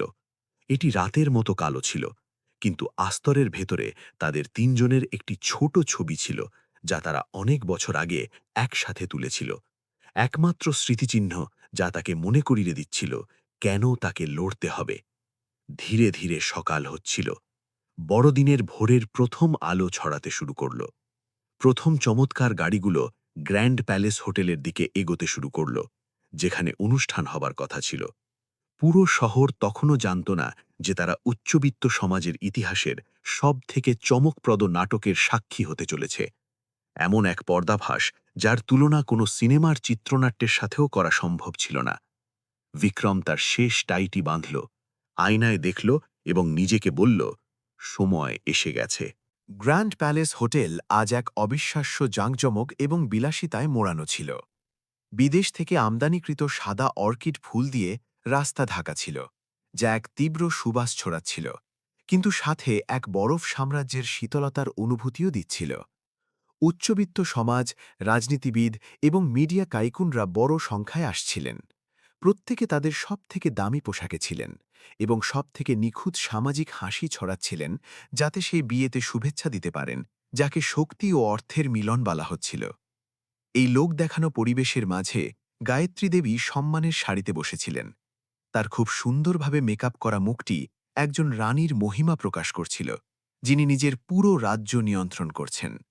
তিনি তৃপ্তির সাথে হাসলেন, এটা বিশ্বাস করে যে আজকের পর অতীতের সব চিহ্ন এই লাল গালিচার নিচে চিরদিনের জন্য কবর দেওয়া হয়ে যাবে। রিয়া এক ভব্য বিয়ের গাউনে বাইরে এলো, যার ঝুল ছিল 10 মিটারের বেশি লম্বা, এবং মঞ্চের আলোয় উজ্জ্বল হাজার হাজার হিরে দিয়ে সেটি খচিত ছিল। সে গর্বের সাথে মাথা উঁচু করে রাখল। তার চোখ নিচের ভিড় দেখে বিজয়ের উল্লাসে ভরা ছিল। তার কাছে এটি স্রেফ একটি বিয়ে ছিল না, বরং একটি রাজ্যাভিষেক ছিল। সেই মুহূর্ত যখন সে আনুষ্ঠানিকভাবে অঞ্জলির ছায়া মুছে দিয়ে রাঠোর জেমসের একমাত্র মালকিন হয়ে যাবে। বিক্রম তার পাশে এলো, তার হাত ধরল, কিন্তু তার হাত ছিল পাথরের মতো শীতল, যাতে লিয়া এক মুহূর্তের জন্য কেঁপে উঠল। সে তাকে দেখল। তার ঠোঁটের হাসিতে এক রহস্যময়তা ছিল, যা রিয়ার হৃৎস্পন্দন স্বাভাবিকের চেয়ে বাড়িয়ে দিল। খুশির কারণে নয়, বরং এক অস্পষ্ট অস্থিরতার কারণে, যা ক্রমশ বাড়ছিল। যখন মধুর সিম্ফনি বাজল এবং যাজক ভালোবাসা ও অনুগত্যের পবিত্র প্রতিজ্ঞা শুরু করলেন, তখন পুরো হল শান্ত হয়ে গেল। সবার চোখ মঞ্চে দাঁড়িয়ে থাকা সুন্দর যুগলের ওপর ছিল। যাজক একবার চারদিকে তাকালেন এবং তারপর নিজের গভীর স্বরে বললেন, যদি এখানে কেউ এই বিয়ের বিরোধিতা করে বা কোনো কারণ জানে যে কেন তারা এক হতে পারবে না, তবে দয়া করে এখনই বলুন, অথবা চিরদিনের জন্য চুপ থাকুন। এক নাটকীয় নীরবতা হলে ছেয়ে গেল। গায়ত্রী দেবী ধীরে নিজের ঠোঁট কামড়ালেন। তার বিশ্বাস ছিল এই সময়ে কারও বাইরে আসার সাহস নেই। কিন্তু ঠিক সেই মুহূর্তে হলের পেছন থেকে একটি বাচ্চার পরিষ্কার কিন্তু দৃঢ় কণ্ঠস্বর ভেসে এলো, যা সেই মিথ্যে নীরবতাকে ভেঙে দিল। আমি বিরোধিতা করছি, কারণ উনি আমার পাপা এবং ওনার আগে থেকেই আমার মা আছেন। গুঞ্জন এক তীব্র ঢেউয়ের মতো ছড়িয়ে পড়তে লাগল। সবাই বড় দরজার দিকে ফিরল। ভারী কাঠের দরজা ধীরে ধীরে খুলে গেল এবং বাইরে থেকে এক চোখ ধাঁধানো আলো ভেতরে এলো, যা ভেতরে আসা দুই ব্যক্তির অবয়বকে ঝাপসা করে দিল। একটি ছোট মেয়ে শুদ্ধ সাদা রাজকন্যার পোশাক পরা ছিল। তার হাতে ছিল একটি পুরনো মৃত ব্যক্তির ছবি, যা পরিষ্কার করে ঝকঝকে করা হয়েছিল। তার পাশে একজন মহিলা ছিলেন, যার পবিত্র এবং আভিজাত্যপূর্ণ সৌন্দর্য ছিল। সে একটি সাধারণ সাদা রেশমি গাউন পরেছিল, যা একজন আসল মালকিনের আভা ছড়িয়ে দিচ্ছিল। তার চোখ ছিল উজ্জ্বল, সে মঞ্চের দিকে এক অটুট দৃঢ়তা নিয়ে তাকিয়েছিল। গায়ত্রী দেবী এক লাফে উঠে দাঁড়ালেন। তার হাত থেকে চায়ের কাপ মার্বেল মেঝেতে পড়ে ভেঙে গেল। তার মুখ ফ্যাকাশে হয়ে গেল। তার কম্পিত ঠোঁট একটি শব্দও উচ্চারণ করতে পারছিল না। রিয়া পাথরের মূর্তির মতো হয়ে গিয়েছিল। তার চোখ পরি এবং তার মায়ের দিকে তাকিয়েছিল। না, এটি হতে পারে না, ও মারা গিয়েছিল। রিয়া অজান্তেই বিড়বিড় করল। তার কণ্ঠস্বর মাইক্রোফোনে চলে গেল এবং পুরো হলে প্রতিধ্বনিত হল, যাতে ভিড় আরও বেশি উত্তেজিত হয়ে উঠল। বিক্রম রিয়ার হাত ছেড়ে দিল। সে সিঁড়ি দিয়ে নিচে নামল, সরাসরি অঞ্জলি এবং পরীর দিকে চলে গেল। শত শত অতিথির সামনে শহরের সবথেকে শক্তিশালী বিলিয়নিয়ার হাঁটু গেড়ে বসে পড়ল। ধীরে নিজের স্ত্রীর হাত ধরল এবং তাতে চুমু খেল। সে উঠে দাঁড়াল। তাদের হাত ধরে মঞ্চে নিয়ে গেল। গুঞ্জন এখন বিস্ময়ের চিৎকারে পরিণত হয়েছিল। বিক্রম টেকনিক্যাল টিমকে ইশারা করল এবং সঙ্গে সঙ্গে মঞ্চের পেছনের বিশাল ইলেকট্রনিক স্ক্রিনে এখন আর তাঁর এবং রিয়ার রোম্যান্টিক ছবি ছিল না। এর বদলে ছিল একটি ভয়াবহ ভিডিও, একটি গরিব বস্তিতে অগ্নিসংযোগের দৃশ্য। রিয়ার তীক্ষ্ণ কণ্ঠস্বর ফোনে আদেশ দিচ্ছে, সবকিছু জ্বালিয়ে দাও, কোনো চিহ্ন রেখো না। এর পরেই ছিল কালো টাকার লেনদেনের রেকর্ড, যা প্রমাণ করছিল যে রিয়া গ্রুপ থেকে কয়েকশো কোটি টাকা সরিয়ে ভুয়া অ্যাকাউন্টে ফেলেছিল। আর সদমার চরম মুহূর্তটি ছিল সেই বছরের ড্রাইভারের জবানবন্দি, যে কবুল করেছিল যে সে গায়ত্রী দেবীর কাছ থেকে টাকা নিয়ে গাড়ি বিস্ফোরণের দুর্ঘটনার নাটক করেছিল। গত ৭ বছরের নিষ্ঠুর অপরাধের সমস্ত প্রমাণ মঞ্চের আলোয় নগ্নভাবে প্রকাশিত হল। হোলটি প্রচণ্ড রাগে ফেটে পড়ল। সাংবাদিকদের ক্যামেরার ফ্ল্যাশ অনবরত জ্বলছিল, এক জাঁকজমকপূর্ণ পরিবারের পতনের মুহূর্তকে বন্দী করছিল। রিয়া পাগল হয়ে গেল। সে চিৎকার করল এবং অঞ্জলির গাউন ছেড়ে ফেলার জন্য দৌড়ে এলো। তুই একটা শয়তান, তুই মরে গিয়েছিলি, আমি তোকে আরও একবার মেরে ফেলব। সে টেবিল থেকে বিয়ের কেক কাটার ধারালো ছুরি তুলে নিল, হামলা করার চেষ্টা করল, কিন্তু সঙ্গে সঙ্গে ইন্সপেক্টর কুমার এবং তার অপরাধ দমন পুলিশ দল তাকে কবজা করে ফেলল এবং সবার সামনে তাকে হাতকড়া পুড়িয়ে দিল। রিয়া, তোমাকে হত্যার চেষ্টা, সম্পত্তি নষ্ট এবং শেয়ার বাজারে কারচুপির মাধ্যমে গ্রুপের সম্পত্তি আত্মসাতের অভিযোগে গ্রেফতার করা হচ্ছে। ইন্সপেক্টর কুমারের দৃঢ় কণ্ঠস্বর প্রতিধ্বনিত হল। রিয়া হাঁটু গেড়ে পড়ে গেল। তার মাথার মুকুটটি খসে পড়ল এবং মাটিতে একটি সস্তা খেলনার মতো গুড়িয়ে যাচ্ছিল। তার অহংকার ধুলোয় মিশে গেল। এই সময় বিক্রম গায়ত্রী দেবীর দিকে ফিরল। তিনি নিজের বুক চেপে ধরে হাঁপাচ্ছিলেন। তার চোখে অপমান এবং ভয় ছিল যখন তিনি পুলিশ কর্মকর্তাদের নিজের দিকে আসতে দেখলেন। বিক্রম রাগান্বিত ছিল না, তার কণ্ঠে এক গভীর বিষাদ ছিল, কিন্তু ছিল এক শীতল দৃঢ়তাও। মা, আপনি বলেছিলেন যে আমার স্ত্রী ও সন্তানের অস্তিত্ব একটি কলঙ্ক, কিন্তু আপনার ষড়যন্ত্রগুলোই এই পরিবারের জন্য আসল কলঙ্ক। আমি আশা করেছিলাম আপনি অনুতপ্ত হবেন, কিন্তু ওই রাতের আগুন আমাকে দেখিয়ে দিয়েছে যে আপনার এবং ওর কাছে কোনো হৃদয় নেই। গায়ত্রী দেবী কিছু বলতে চেয়েছিলেন, কিন্তু হঠাৎ তার স্ট্রোক হয়ে গেল। তিনি চেয়ারে পড়ে গেলেন, তার মুখের অর্ধেকটা বেঁকে গেল। তার চোখ তখনও সেই পুত্রবধূর দিকে তাকিয়েছিল যাকে তিনি শেষ করার প্রতিটি চেষ্টা করেছিলেন। অ্যাম্বুলেন্সটাকে দ্রুত নিয়ে গেল, কিন্তু সবাই বুঝে গেল যে যদিও তিনি প্রাণ ফিরে পান, এই ক্ষমতাশালী মহিলার বাকি দিনগুলো হাসপাতালে একাকিত্বে এবং বিবেকের বিচারেই কাটবে। ভব্য বিয়ের ধ্বংসাবশেষের মাঝে বিক্রম অঞ্জলি এবং পরীকে জড়িয়ে ধরল। সে তাদের হোটেল থেকে বের করে নিয়ে গেল।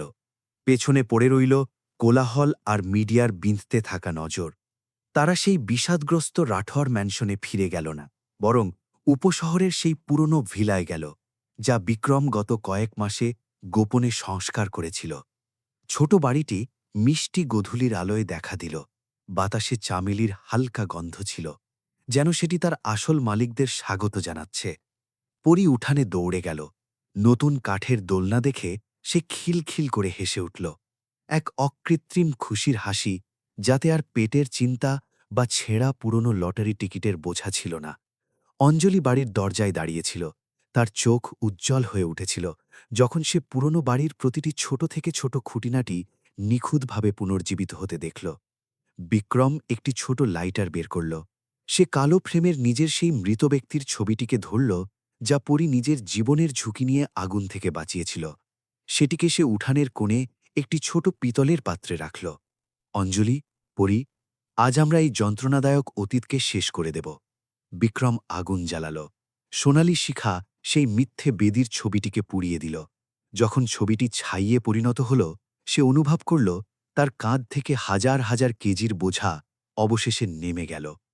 পাপা, এখন আপনি আর কখনো দূরে যাবেন না, তাই না? পরী দৌড়ে এলো, নিজের পাপা আর মায়ের হাত ধরল। বিক্রম তার মেয়েকে তুলে নিল, তার গালে আলতো করে চুমু খেল। না সোনা, পাপা এখানে মা আর তোমার সব সময় রক্ষা করবেন। এখন আমাদের কেউ আলাদা করতে পারবে না। পরের কয়েকদিনে রাঠোর জেমসে এক বড় ধরনের শুদ্ধি অভিযান চলল। বিক্রমের নেতৃত্ব এবং আইন প্রয়োগকারী সংস্থার সহায়তায় সেই বছরের অপরাধে জড়িত সবাইকে আইনের কাঠগড়ায় আনা হলো। রিয়াকে অনেকগুলো গুরুতর অপরাধের জন্য যাবজ্জীবন কারাদণ্ড দেওয়া হলো। তার বাবাও দেউলিয়া হয়ে গেলেন এবং অনাদায়ী ঋণের জন্য দায়ী সাব্যস্ত হলেন। গায়ত্রী দেবী নিজের জীবনের শেষ দিনগুলো একটি বিচ্ছিন্ন নার্সিংহোমে অর্ধেক শরীরের পক্ষাঘাতগ্রস্ত অবস্থায় কাটালেন, যেখানে বিক্রম তখনও পুরোপুরি দেখাশোনা করত, কিন্তু কখনো দেখা করতে যেত না। এটি ছিল সেই মায়ের জন্য সবথেকে যন্ত্রণাদায়ক বিদায়, যিনি নিজের মানবিকতা হারিয়েছিলেন। সুস্থ হওয়ার পর অর্জুন গ্রুপের ভাইস প্রেসিডেন্ট হল, বিক্রমের সাথে কোম্পানিটিকে এক নতুন দিকে নিয়ে গেল, যা সমাজ ও জনকল্যাণমূলক কর্মকাণ্ডের দিকে বেশি ঝুঁকেছিল। ইন্সপেক্টর কুমারকেও মানি লন্ডারিং এবং উচ্চবিত্ত সমাজের অপরাধের র্যাকেট ফাঁস করার জন্য বীরত্বের পুরস্কার দেওয়া হল। এক শান্ত বিকেলের দুপুরে বিক্রম এবং অঞ্জলি বাড়ির বারান্দায় বসে বাগানে পরীকে ছবি আঁকতে দেখছিল। বিকেলের রোদ সবুজ লনের উপর ছড়িয়েছিল, এক রূপকথার মতো শান্ত দৃশ্য তৈরি করছিল। অঞ্জলি নিজের মাথা স্বামীর কাঁধে রাখল, তার হাত কোষে তার হাত ধরেছিল। সে অনুভব করল যে অন্ধকার যত ঘনই হোক না কেন, অপরাধ যতই পরিশীলিত হোক না কেন, সত্যিকারের ভালোবাসা এবং নিরপেক্ষ কর্মফল বা কর্মের আইনের আলো সবসময় একটি পথ খুঁজে নেবেই। মৃত স্ত্রীর ফিরে আসা এবং বিলিয়নেয়ার কর্তৃক বেদিতে খলনায়কদের পর্দা ফাঁসের কাহিনী অনেকের জন্য একটি অনুপ্রেরণাদায়ক গল্প হয়ে উঠল। এটি আমাদের মনে পড়িয়ে দেয় যে টাকা এবং ক্ষমতা চমৎকার প্রাসাদ বানাতে পারে, কিন্তু কেবল ভালোবাসা আর সত্যই একটি স্থায়ী ঘর বানাতে পারে। গত 7 বছরে অঞ্জনে এবং পরীর দুঃখের চোখের জল বর্তমানের উজ্জ্বল হাসিতে ভরে গেল। বিক্রম দূরের আকাশের দিকে তাকাল, যেখানে প্রথম তারাটি টিমটিম করতে শুরু করেছে। সে জানত যে এখন থেকে তাদের প্রতিটি পদক্ষেপে আলো তাদের পথ দেখাবে। সত্যকে কবর দেওয়া যেতে পারে, কিন্তু এটি কখনো মরে না, এবং এই জীবনে সব তিক্ততার পর কর্মফল বা কর্মা সবসময় ফিরে আসে ঠিক সময়ে, এবং ততটাই নিরপেক্ষ যতটা প্রতি সকালে সূর্যের উদয় হওয়া। সত্যিকারের খুশি বিয়ের গাউনের হীরের মধ্যে থাকে না, বরং জীবনের ঝড়ের মাঝে একে অপরকে আবার খুঁজে পাওয়া হাত দুটির উষ্ণতায় থাকে।